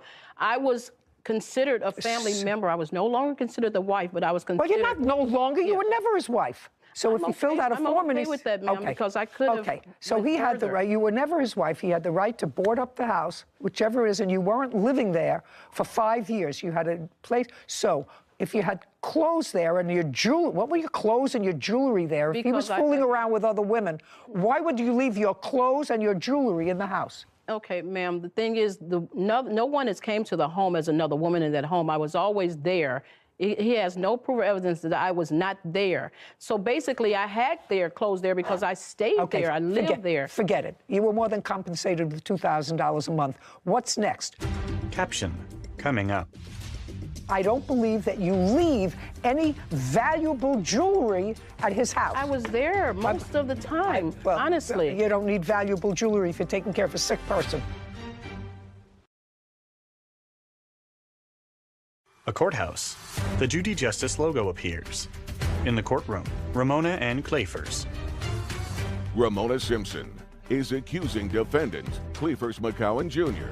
of throwing out her personal belongings. Okay. Do you have any of her property? No, ma'am. Did you dispose of any of her property? I didn't. She had no property Just there. a second. I don't believe she had any property there either, anything of value. And I did. Okay. Can I? Excuse me. I did find what the VA considers a caregiver. So if you're a spouse, son, daughter, parent, step family member, or extended family member of a veteran, or if you live full-time with them, or if you're willing to live full-time with them if they designate you as the family caregiver. So technically, if you're willing to live with the veteran full-time, you could be qualified as a family caregiver, but it's up to the veteran to declare their own family caregiver if you live there full-time. Yeah. Yeah. But she stated if you were willing to, and I was always willing to. Okay. And because Good. I don't feel as if you were shortchanged, madam, at all. And I don't believe that you had anything of value in the house. So your case is dismissed. Now we're going to get to the second part of your claim. You say she took property from the house? Yes, ma'am. What property? She took jewelry, guns. What jewelry? Chains, rings, cufflinks. Show me. Entire. Show me. How am I going to figure that out? You have photographs of things? Yes, I have some photographs here. This is so sad. So sad. You have to put a period and end it. You had a good thing going for 9 years. Ma'am, the money was paid in the arrears, first of all. So me not getting paid for, and this is really not a big issue to me, what he's saying, because they're all lies, and I'll tell you the truth. Just say, I'm not saying anything, madam. All I'm saying is you have no case, because I don't believe that somebody who lived in a lifestyle, as you've described, as you've described to me, which is you have your own home, where you're on a lease since 2017, where you said to me he had an alternative lifestyle, but I still took him to his VA appointments. I took him, and I was his caregiver, but I lived with my daughter and my son. I don't believe that you leave any valuable jewelry at his house. I was there most of the time, honestly. You don't need valuable jewelry if you're taking care of a sick person. But Can I see? I was stating, we're also friends, ma'am. I've decided your case. I respect that. Playfurs hands a document to Kevin, who brings it to Judy. This is just what had happened to looking for everything that was taken in there. I don't care. Who cares? What are you showing me? You're showing me that the place is a mess, that somebody went through it? I'm showing you I don't what. care. Okay. I don't care. Prior to his death, when had you seen your brother last? I had seen him about 5 days prior to that.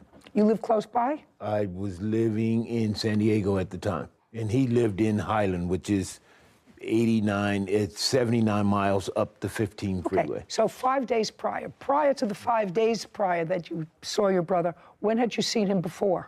We see each other quite frequently. We have family barbecues, this, that, and the other. I'm retired. I go. Okay, would you return these to him? These don't show me any jewelry. Okay. It shows me that the house looked like it was picked through. Okay. Thank you. What else? So quite frequently. That's it. Did you get a VA benefit from your brother for his insurance? From the life insurance policy. Yeah, that's from the VA. Yes, ma'am. And how much did you receive? $2,600. Who paid for his funeral? I did. How much was that? $1,100 or $1,200. So you took some of the insurance money and paid for it? Yes. Did he have any other valuable asset? He had quite a bit of stuff. It's in probate as we speak. Oh, so case is in probate It's in probate right now as we speak. Oh, great. So I don't have to deal with it. Your case is dismissed. We're done. Thank you. This court is adjourned. Ramona. You know what? I have a lot of respect for the judge, but she didn't listen to me. Well, I'm happy that the judge made the decision that she made. He's a habitual liar. Thief. My brother died, and within a half a day went over and burglarized the house. This is something that he can laugh about, and he's going to go and tell the whole world that I'm still a liar. I'm still a this, that, and the other. There is quite a bit of items that belong to me that this person stole. That you can love someone and not be married to them. You can help someone and not be married to them and making love to them. I was genuinely there to help Marcus because I love Marcus. The devil. I don't want the devil, the devil. He barred me from the funeral. I didn't fight it because the respect I have for his family and for Marcus. I could have went there. No. I said, you know what? I won't be there. I hope that she crawls back in the rat hole she came out of and does whatever she does. Judy and Sarah. You know what was interesting in that case, Sarah? When I read the complaint and the answer, I had a whole different vision. Me too. Of what the arrangement was. And based upon what the defendant wrote in his answer, that his brother, with regard to the marriage, to his brother telling him, I'm too smart, I didn't mail in the papers. Read like fraud a little bit. Right. But she was in on it. She knew. She didn't complete the steps. She didn't complete the step for a different reason, Sure. but she knew that they weren't legally married. That they weren't legally Which married. changes the whole game from a legal perspective. Right. Certainly the fact that the case is currently in probate made my life a lot easier. Anyway, it should be a warning signal when you get married out there, folks, and you have a marriage license, because I performed enough weddings to know you have to seal it, sign it, put a stamp on it, and usually put it in the mail within 3 days of the ceremony. So brides and grooms, make sure you put it in the mail together, or watch the officiant put it in the mail. Can never be too sure. Right. Title, Judy Justice. Are you having a family dispute? Her former friend, Cardi Moran, for television damage caused during an argument. Court come to order. All rise. Judge Judy enters. Have a seat, everyone. Kevin approaches. Case 2144, Paramount versus Morgan. Thank you. You're welcome. Judy turns to Jennifer. Ms. Paramount, you and the defendant had been friends. Then, according to what I read, there was a falling out, which you will tell me about briefly. Subsequently, and without too much time having passed, you decided to conduct an intervention, a drug intervention, with the defendant. Yes. And it is your claim that during that drug intervention, she damaged your television set, and you want her to pay for a new TV. That's what your case is about. The defendant has a cross-complaint. She says she's missing some sort of a speaker. I don't know what that is. And for the emotional distress that she suffered as a result of this intervention. So I have a couple of questions, just preliminarily. How long have you known each other? Over 20 years. Friends? Yes, best friends. Former best friends. Former best friends. But there came a time, according to your complaint, that there was a falling out. And when was that? That was in May of this year. And what was the falling out about? It was about our mutual friend and... This gentleman? Yes. What about your mutual friend? He was in the hospital, and we were all taking care of him. And she felt adamant to tell me that I need to do certain things for him. And I was letting her know that if he needs to tell me he needs my help, he can tell me. Okay, there were several people looking after him while he was in the hospital, taking turns, is that right? Yes. And she was telling you things that you should be doing for him, and you said to her, if he wants me to do something, let him tell me, you don't direct me. Correct. Okay, tell me the next thing that happened that brings us to court today. Well, after that, in May, I blocked her. We didn't speak. Did you go to visit him? Oh, yes. Oh, yes. And did you? Yes. So you both did. Okay, so you blocked her in May. Then what's the next thing that happened? Now we're in September, and this was... And between May and September, you haven't seen her? Haven't seen her. Okay. And now it's September. It's Labor Day weekend, and our friend Brandon wanted to mend our friendship back together. And it kind of did, because we've been friends for so long. We talked and kind of mended. Okay. Okay, so I unblocked her. And then on that Sunday, September 4th, she calls me at 7 o'clock in the morning, and I guess she still felt uneasy about, you know, us not talking for so long, that she demanded an apology from me. She called you early in the morning demanding an apology for what? For basically just, I was in the wrong of not listening to her about our friend. Okay, and then what happened? So I refused to give her an apology. I said, we can move past it, but I'm not apologizing, which she got upset again and hung up the phone on me. And after that, she basically called a family member of mine. Not basically. Sorry. You say that she placed a call to a family member. Yes. Okay, and you can't tell me what that family member told you because that's hearsay. You Correct. Understand that? Okay, so she called a family member, and that was on September 4th. Yes. Okay, the family member called you. The family member actually... Did what? Actually lives with me. So they didn't call me. Okay, well, you can tell me the relationship. It's just family. Okay, family member who lives with you, Yes. and? So she was calling that family member, asking for... You can't tell me what any of that was Okay, about.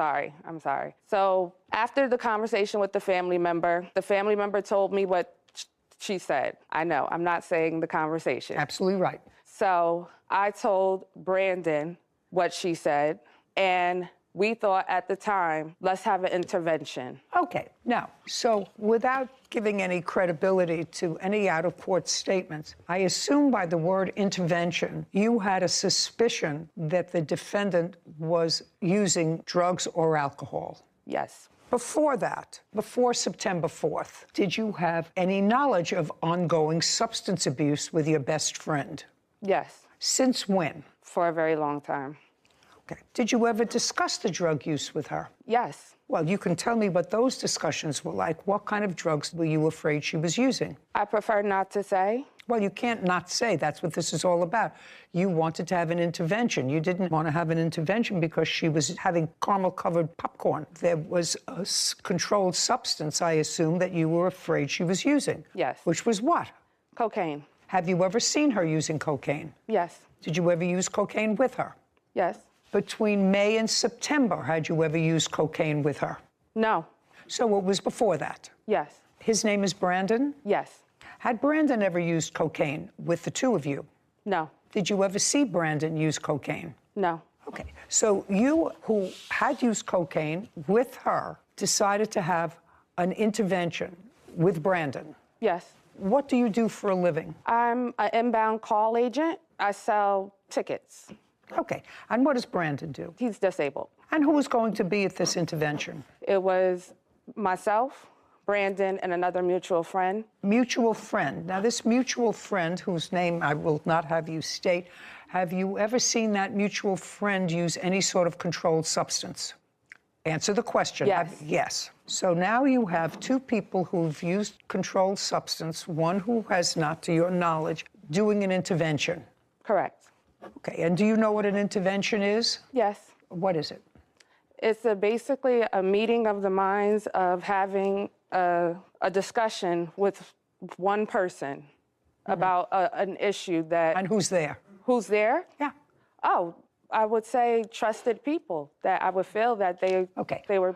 Sarah, I want you to look up the word intervention and read me the very, very simplistic definition of an intervention. From the Mayo Clinic, an intervention is a carefully planned process that may be done by family and friends in consultation with a doctor or professional, such as a licensed alcohol and drug counselor, or directed by an intervention professional called an interventionalist. Okay, so what you don't have is something, I assume, this conversation occurred on September 4th. Correct.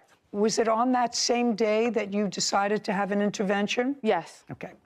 So let's start with the word well-planned, not as a result of a conversation that you have with somebody. And it's a well-planned event done in conjunction with very often relatives or close family who have a concern that something is out of control, some abusive behavior that's related to either alcohol or other controlled substances, in conjunction with a licensed professional where everything is synchronized, but managed by a professional. Do you understand? Yes, this was a bad plan. There was no plan. It was a plan made because you were annoyed. Cardi nods. Caption coming up. Usually people who are involved in thinking about an intervention have nothing but love in their heart for the person who needs that intervention, but they have a plan. You didn't have a plan. Yes, you kidnapped her into your house. Cardi winces. A courthouse. The Judy Justice logo appears. In the courtroom, Jennifer and Cardi. Jennifer Paramon claims her former friend, Cardi Moran, broke her television. Cardi is countersuing for emotional distress. Now, you were annoyed at the conversation, so what you did was not really an intervention. What did you think was going to happen at the end of this intervention? What was supposed to happen to her? According to what I read, you called her, or someone called her, probably your family member called her with regard to these drugs that she wanted to purchase. Is that what happened? Yes. And said, I have them come to the house. Yes. Okay, so that's not a giant leap. You have to put that together. So she calls your family member for some cocaine. You arrange for an intervention. Your family member calls her at your request and says, come to the house. So that's what happened. Yes. Okay, but she was lured to your apartment. Yes. Yes, I was. Yes. By whom? By us. By her. What do you mean by us? They all said- myself. Shut up. Myself, Brandon, and another Well, mutual who friend. called her and said, come over? Who called her? Yes. We were already going out. She was already going out with Brandon. Just a second. She was already going out with Brandon. Yes. And she decided to come to where I live to come pick up these drugs. Because when she found out that basically the setup was for her to get her to my house. So I told my family member to tell her that we did have it. Oh, just a second. That's what I said. So she was lured to your house. Yes. Where you were going to do what with her? What happened when you got to your house? Basically, just talk. Not basically. Sorry. Not basically. You lure somebody to the house. She's come to the house now expecting, let us say, expecting to buy drugs or get drugs. She gets there and realizes that that's not going to happen, that there are other people that that's not going to happen. So tell me what happened when she walked in the house. That's what your case is. Well, when she walked in the house, I immediately tried to give her a hug, and she was upset. Now, you immediately tried to give her a hug. What did you say? I didn't say anything. I just opened arms, and she said, no, it's fake, backing away. It's fake. What's Yes. fake? My hug.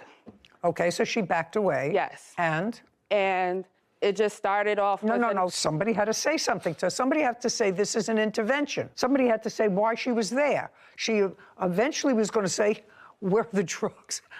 But you have to tell me what happened. Yes, when she walked You in the walked house- in, you went to give her a hug, pushed you away. Then what? Come on, this was an intervention. Yes. So we couldn't even get to the part of this is an intervention. How could you get to an intervention? You don't know what an intervention is. Well, we couldn't get to a part of let's talk. She immediately said she was being set up. This is a setup with arguments back and forth. Well, what were the arguments back and forth? The back and forth arguments. She said, I'm being set up. Somebody said to her, this is an intervention. We didn't get to that part. Well, what is the setup that she was talking about? I don't know why she said. Well, it was a setup. It was a setup. It was a setup. Yeah, so I want to know what your end game was. The end game was to have a conversation with her so we can resolve our issues of why does she need an apology from me? We have been friends for so long. Her getting to my house, yes, we did lie and say, yes, there was drugs at my house. But she already knew from how we're all there that there was no drugs. She was upset. She was irate. She was bringing up the argument that we had earlier in the morning. So this wasn't an intervention for drugs or alcohol? It was an intervention for drugs and alcohol. Oh, okay. Then I'm asking you, not what happened, what was your end game? The end game was to have a conversation with her about how much drugs she was doing because it changed her mood. It made her angry. Well, did you have a program for her to go to? Did you have a program to take her to? Had you spoken to a professional? Had you done anything? No. Okay. And when she was there, according to you, she was in your house with 3 other people? Myself and Brandon and another mutual friend. So with 3 other people, yes. So she was there with 3 other adults. Yes. And she was lured there under false pretenses. Yes. And what she did, according to you, was pick up a chair and throw it at you, or threw it at a television set, breaking the television set. She didn't throw it at me. What did she do? She threw it directly at my television. Judy shrugs. Lucky she didn't throw it at you?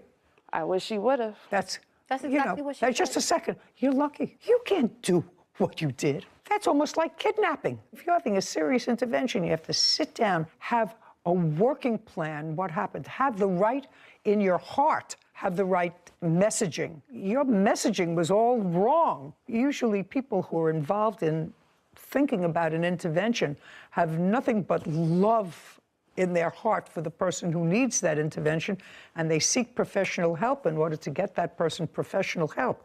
But they have a plan. You didn't have a plan. Yes, you kidnapped her into your house. It was you bad. Can't do that. It was bad. It was very bad. Yeah. So you fix your own television set. Your case is dismissed. But, Your Honor, I have it all on video. Did she break your TV? Yes. I'm going to look at the video. Your case is still going to be dismissed. I believe she broke your TV. Show me the video. I believe it. And I also have I believe that you're lucky that's all she did in order to get out of your apartment. Did she ultimately leave your apartment? Forcefully, Yes. I kicked her out. So forcefully, you tricked her into coming in, and then you kicked her out. Yes, after breaking my property. Okay. Video footage. I said. Cardi throws a chair. Are you serious? I'm ready. Are you serious? Why am I being recorded? Just a second. I don't know why you're being recorded. In any event, as I said, your case is dismissed. Fix your own TV. You have a counterclaim. Yes. And your counterclaim, I don't know what this speaker is. What is a speaker? A speaker, you connect your phone to Bluetooth and you hear music on it. Okay, so what was it doing at her house? Shh. We were supposed to be hanging out. So I was supposed to be hanging out with Brandon and another mutual friend. I didn't know we were going to stay at Jennifer's house. Okay, I just want to know what you brought the speaker? Yeah, a speaker. And you left it there. I didn't leave it there. My things were scattered. When she was kicking me out, my things were scattered, getting kicked into the hallway. Caption, coming up. When amateurs decide to do an intervention, any negative consequence that flows from that, you just have to accept. But that's reason for her to break my stuff? Absolutely. It would have been reason to her to break everything in your apartment to get out.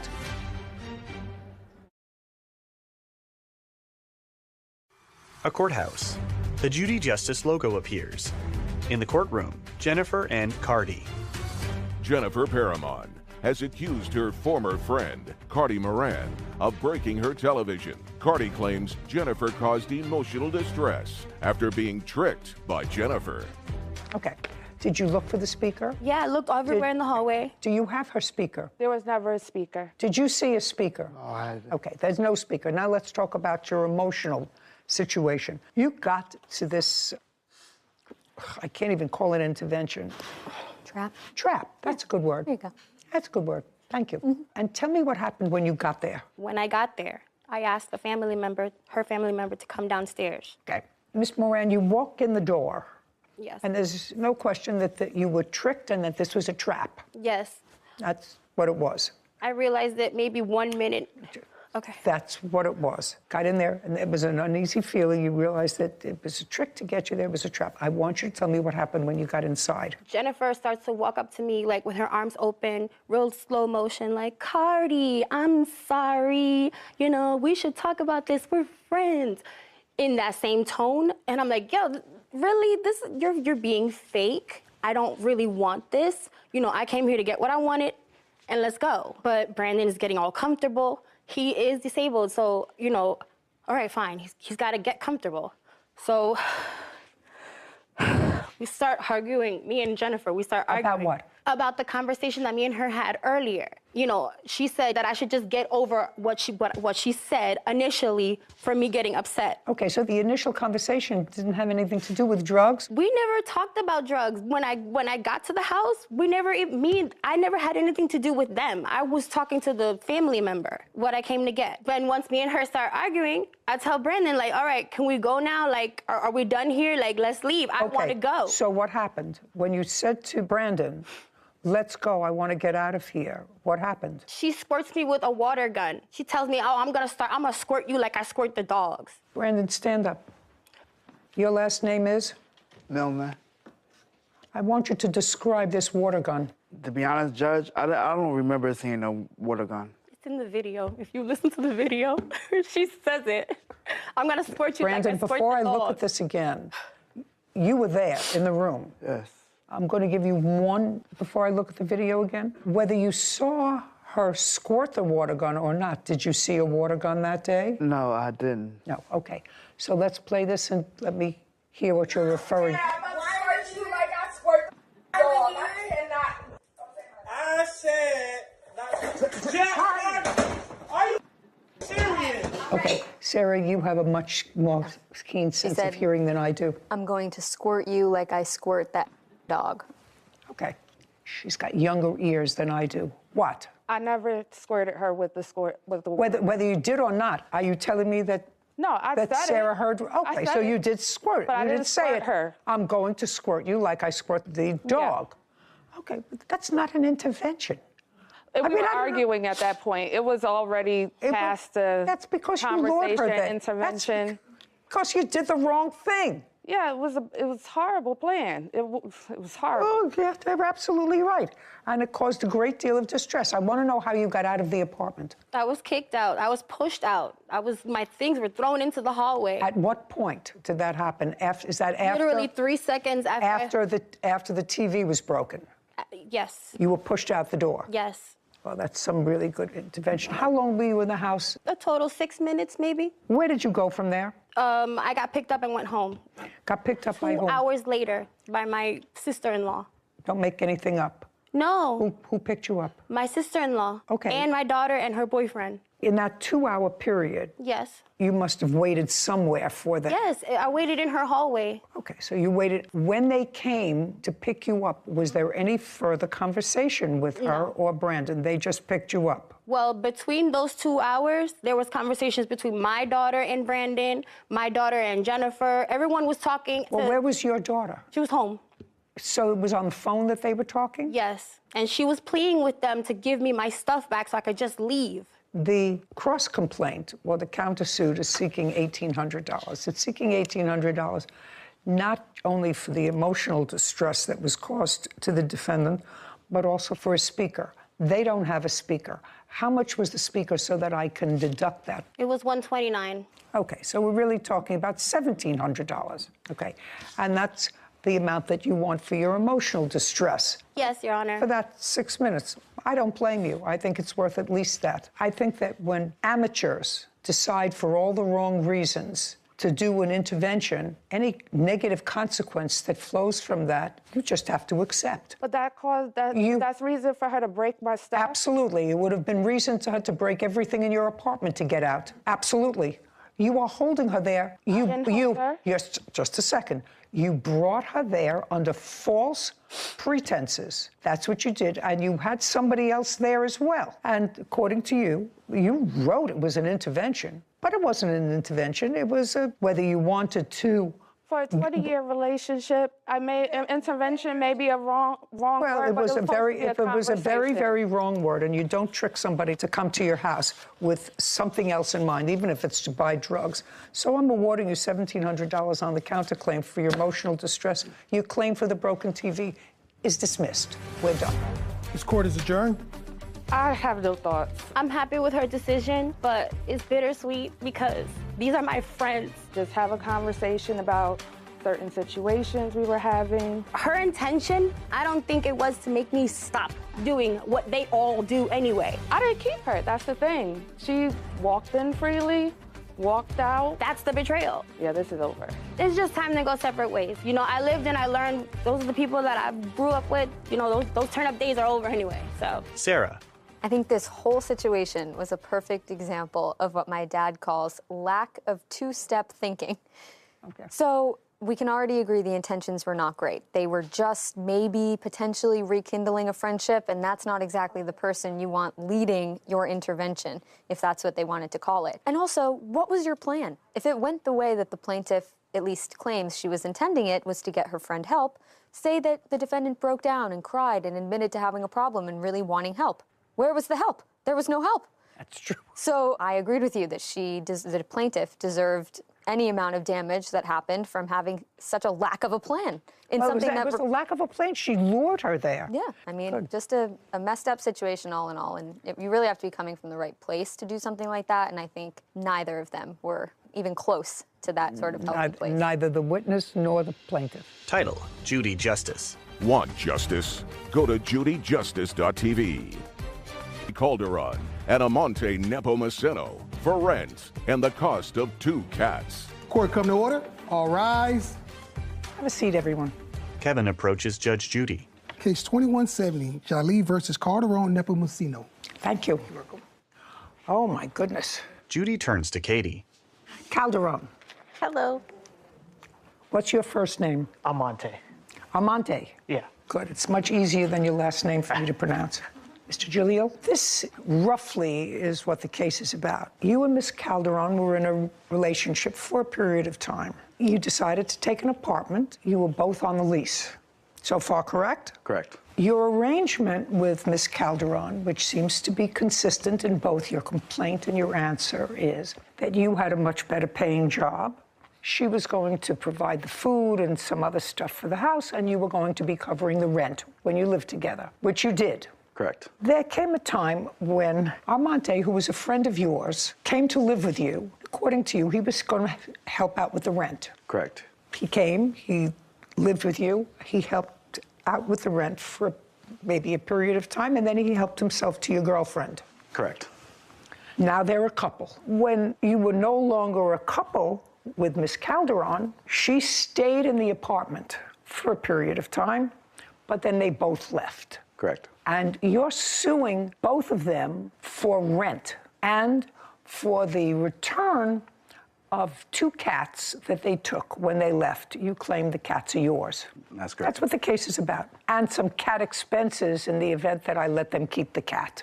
Cats. 2 cats. So when did you and Miss Calderon sign a lease together? We signed the lease together at the end of July with the landlord present. July of 2022? July of 2021. Correct. And it was for a year? Correct. And you had a job working for whom, sir? I worked for a company called Steris. What do they do? They provide medical equipment to hospitals all over the world. How long have you been working for them? I'm going to have 8 years under my belt this year. And when you moved into the apartment in July of 2021, what kind of work was Miss Calderon doing? At the time, she was working at I want to say an animal hotel. It was a pet daycare boarding facility. Okay. Were you an hourly employee? I was an hourly employee. And I am correct that when you moved in July, your arrangement was that you were going to pay the rent. That was the arrangement. Correct. When did Armante come to live with you? About August to... That's right. Correct. Shh. He just... Judy glares at Katie. Amante was going to be our 3rd roommate. You mean 1, 2, 3? Correct. Well, you're not roommates, really. You and the defendant, Miss Calderon, were not roommates. You shared a room. We shared a room and Armante was going to live where? In another room. And what was your arrangement with Armante with regard to paying rent? We would split the rent 3 ways. Is that correct? Yes. And how much was your share of the rent? I would say approximately $927. How long did you live there? I was there when they signed the lease. I watched it all happen when they signed the lease. I came in, they signed everything.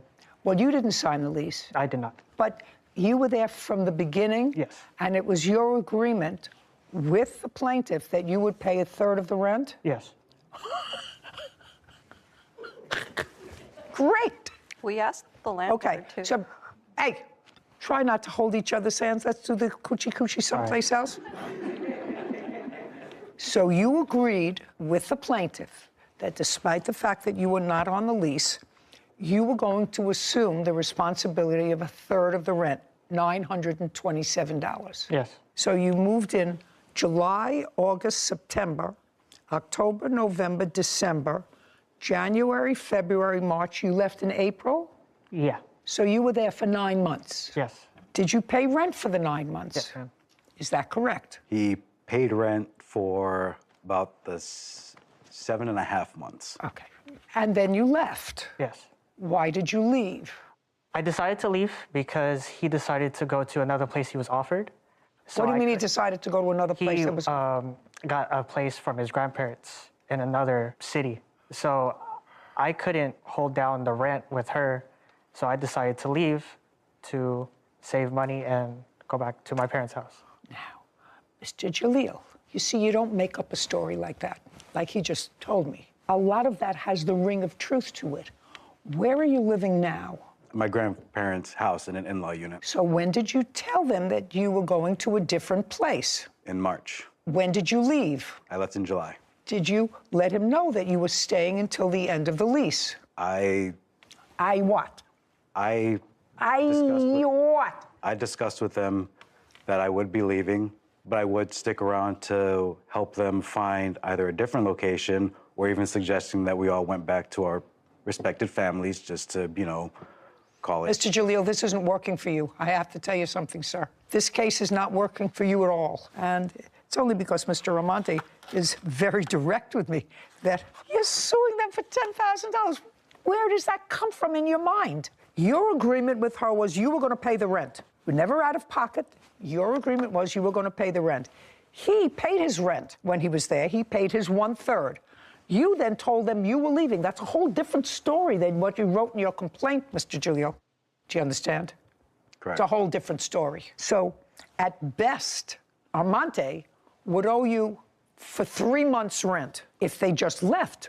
But you told them that you were leaving. Now, when did you find out that they were a couple? I found out at the end of April. Were you all living together? Yes. So you just had 2 months left to the lease. So he was paying you, he paid you in March, you had May, June, you signed the lease in July, so it was over at the end of June, June 30th. It would have been over at the end of July, Your Honor. Well, she doesn't owe you any money for rent. At most, he owes you 2 months' rent. Tell me why you left. My job doesn't pay that well, so I decided to go back to my parents' house. When you took this apartment, this expensive apartment that was almost $3,000 a month rent, had you had a discussion with Armante about moving in with you before? Yes. Okay. Mr. Jalil, I'm reading your complaint because something wasn't registering right with me. You say you moved into the apartment together in August of 2021. Then you go through a whole bunch of stuff about a cat and then another adopted cat. You said in October we adopted a second cat. Around this same time, a third roommate moved in to shoulder some of the rent. Well, that's not true. He moved in right at the beginning. And that was... That was what? That was... a mistake. That was a mistake. Okay. But Armante acknowledges that he agreed right at the beginning. He volunteered the fact that he was there at the lease signing because it was agreed at the lease signing that he was going to pay a third of the rent. So, sir, you owe him rent as long as you show me that you've paid the rent. You moved out in July? Yes. And you paid your rent through July, or were you evicted? No, I paid my rent in July. Through July? Yes. Okay. 1854. Armante, you owe him $1,854. That's for 2 months' rent. Got it? Okay. I'm not subtracting anything because you stole his girlfriend. That's fair. Caption, coming up. What were you requesting when you filed your small claims case? Either the return of both cats or $5,000. That's not happening for you, Mr. Jalil. And later today. There were restrictions put on the space. No. You have to pay attention. Okay. Sir, because what I'm suggesting is really in your favor. Oh, okay. Let me. Okay.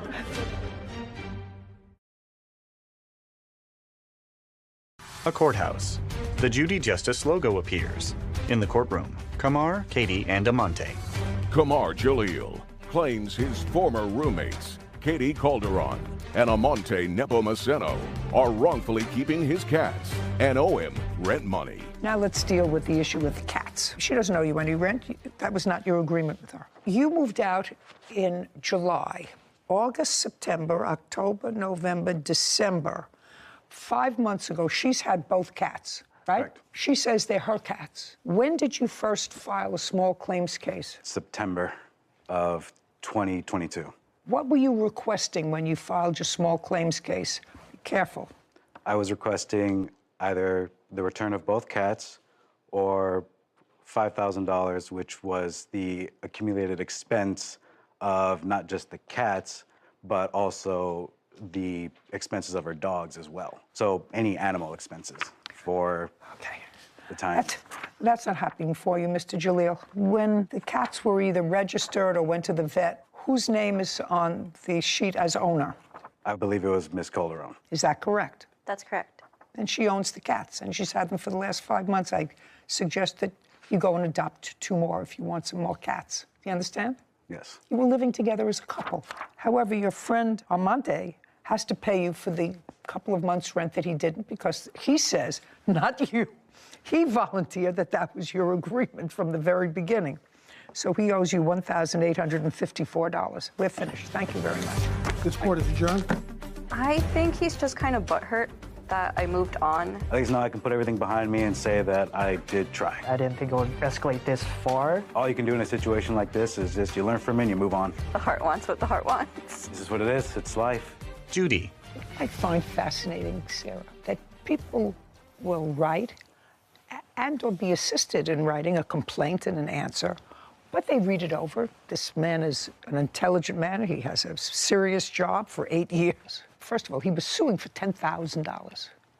Come up with that money. $5,000 for the cat's expenses, ridiculous. But his complaint had really nothing to, even the timeline. As your clerk, I know that is a pet peeve of yours when I don't understand. they don't match up. If you're going to tell a lie, at least tell a consistent lie.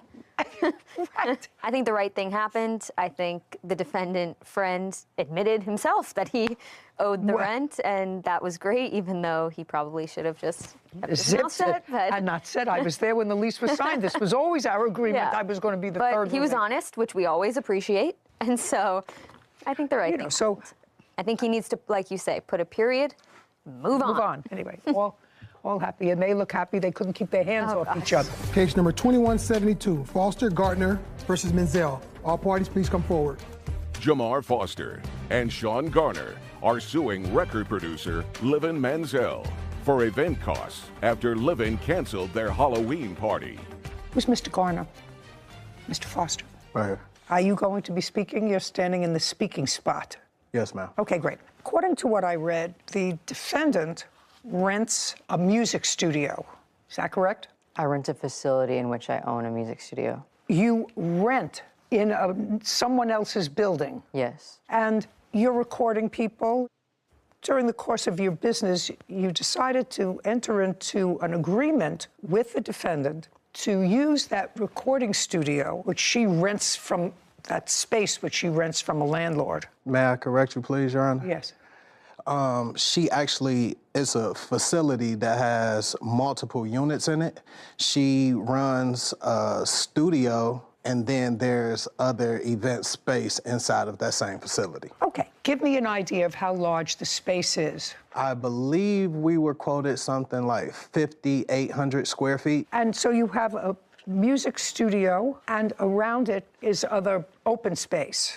Yes. You decided to go into some sort of a business with her. You wanted to run events. Yes, ma'am. Social events, nothing to do with the music studio. Absolutely not. Is that correct? Yes. And according to you, you gave her $6,000. Yes, ma'am. Sort of front money to start using that space. Yes, ma'am. Subsequent to giving her the money, according to you, there were restrictions put on the space, on the number of people you could have, the kind of parties you could have, etc. No, absolutely. I apologize. Well, you have to pay attention, sir, because what I'm suggesting is really in your favor. Oh, okay. Let me. Okay. So, is really in your favor, so you have to think. Okay. Subsequent to giving her, that means after giving her the money, restrictions were put on the kinds of events and the number of people you could have in the space. Is that true or not true? That is absolutely true. No, that's not. I'll get to you in a second. Okay. And you want your $6,000 back. Yes, ma'am. And that's what it's about. The defendant does not deny that you gave her $6,000. And then I'm going to hear what her defense is. So I want you to tell me when, for the first time, did you have a discussion with the defendant about going into this business venture where you would front the money and whatever events you would have there, you would reap the benefit, the financial benefit from that. When did you have that discussion with her? Okay, so we met living at the end of August of 2022. We actually signed the agreement pretty fast. We signed the contract agreement on September 1st. May I see the agreement? Yes, ma'am. There was no agreement signed, so I don't know how it could be signed. She keeps arguing that. Just a second. Could you be quiet? Yes, ma'am. Jamar hands the document to Kevin, who brings it to Judy. She reviews it. So in your hands. What's... That's the studio that she runs. Sarah, You have to sort of explain it because I don't see signatures. You know, I'm used to looking at contracts where people sign things, but I know you can sign things by DocuSign now. Your signature isn't on here. Yes, ma'am. And that looks like a signature from a DocuSign or some sort of online. Okay. Is that you? This was a proposal that I did. I do not even own it yet as a DBA. Just a second. It's getting better. Don't say anything. This is your proposal. Now I'm going to read it. Okay. And your masterpiece management. Yes, ma'am. Okay. Well, so this is sort of easy. You prepared this proposal. Speak. Yes, after. Just a second. You prepared this proposal. Yes, ma'am. And as a result of this proposal, you received and deposited $6,000. Yes. Yes. Well, then you have a binding contract. Okay? So that's what I'm telling you. You have a binding contract. And there is nothing in this contract that limits the kinds of events or the number of people or anything else with regard to this space. All it says is business activities, event planning, and event rentals. Nothing else. And this is your proposal, so the terms of it are construed if there's any material question, since you prepared the agreement, which became a contract once you accepted their $6,000. I view the terms of the agreement most harshly against you because you prepared the document. And it says, this agreement cannot be amended without the written consent of all parties. Yes. Yes. So signed the agreement, you got the money, and then at some point, according to them and according to you, you made certain limitations on the kinds of events, the numbers of people, et cetera. That is... Now, that happened, according to you, because you do not own that space. You rent that space. And there was a problem with the first party that they threw. Correct. Come on, we're not talking about Gone with the Wind here. We're not talking about a 6-volume masterpiece. We're talking about a yes or a no. Caption, coming up. Based upon this proposal, they gave you $6,000, which you deposited into your bank account. That means a contract was created. That's the agreement. I'm telling you, that's the law.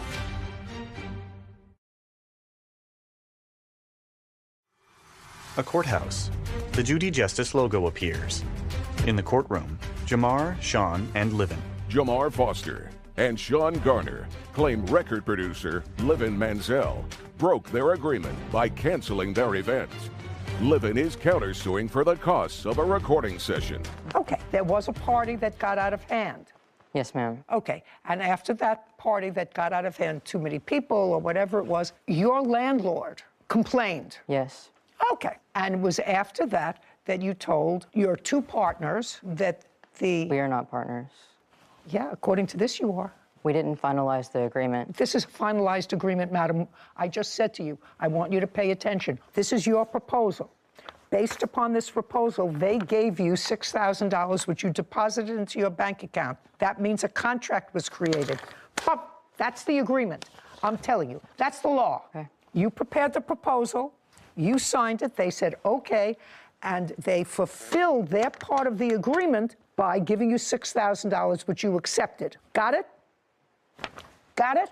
And you can't, according to the agreement that you prepared, modify this agreement any other way than a written contract signed by both parties. You can't change the rules. Did you know that this was rented space? We didn't have all of the details about the place. Well, see, next time you should know what you're dealing with, whether she's the owner or whether she's not the owner, whether she's a renter, whether she has the ability to rent out, to sublease for events. I mean, all these things, before you give somebody $6,000, you should know that. Okay. And you had one event at the space? No, we actually didn't get an opportunity to throw any events at the space at all. The event that you were speaking of, she had partnered with another group of promoters and individuals to throw that party. So you didn't have anything to do with that? What was it, a Halloween party or something? It was a Halloween party, but that wasn't with you? No, that wasn't. Is that correct? He was a part of the event. Is that correct, that it was with other people? Yes, it was correct. It was with other people. They were just associated with the event. They worked at the event. And I don't care whether they worked at the event. You received money from other people for an event. Yes, ma'am. Well, let's be clear. And after that event, you imposed additional restrictions on the use of the space. No, Your Justice, hold on a second.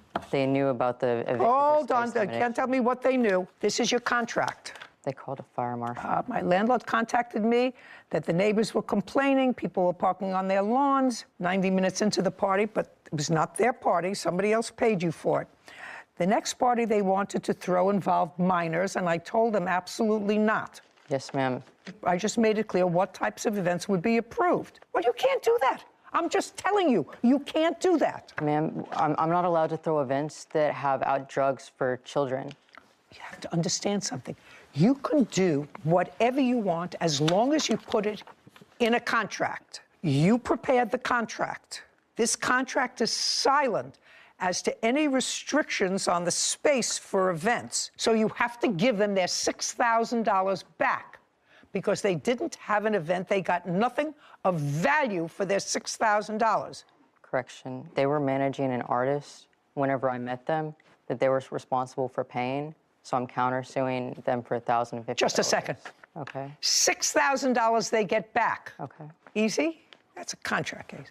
Now, you have a counterclaim, and your counterclaim is for $1,000 because you say they owe you that for a rental that they did for an artist that they manage. I provided my services as a recording artist and a music producer for their artists. I provided them with 2 exclusive beats. Well, show me the contract with them. I have. Just show me the contract with them. There was no contract. Judgment for the plaintiff in the amount of $6,000. Counterclaim dismissed. We're done. Thank you very Court much. is adjourned. I was just trying to have a proposal, not a finalized agreement. Well, I appreciate us getting some type of justice out of the situation. They came in wanting to do multiple things, and I was excited for my small business. We tried as much as we could to help out and make sure that we increase the revenue streams inside of that business. They're actually going to be hosting hookahs with children at your event in your space. I'm not comfortable with that. To ever associate us with any type of drug use or abuse, especially involving children, that was just an inaccurate claim. I think it's better just to part ways. Move over to bigger and better things. Sarah. I was going to tell you I had the invitation, per se, for the event for Halloween that they had put together. So they put a lot of time and effort into planning the party. It seemed very legitimate. There was notes about security. There was notes about no alcohol, food and drink will be provided. So I could tell that they had put in a lot of effort to hosting this event. And although it wasn't a malicious breach on the defendant's part, I understand she hosted a party that had nothing to do with the plaintiffs, that she got into a little bit of hot water. So to be cautious, she was letting them know, hey, I can't host these types of events with a lot of people. It makes the street too crowded.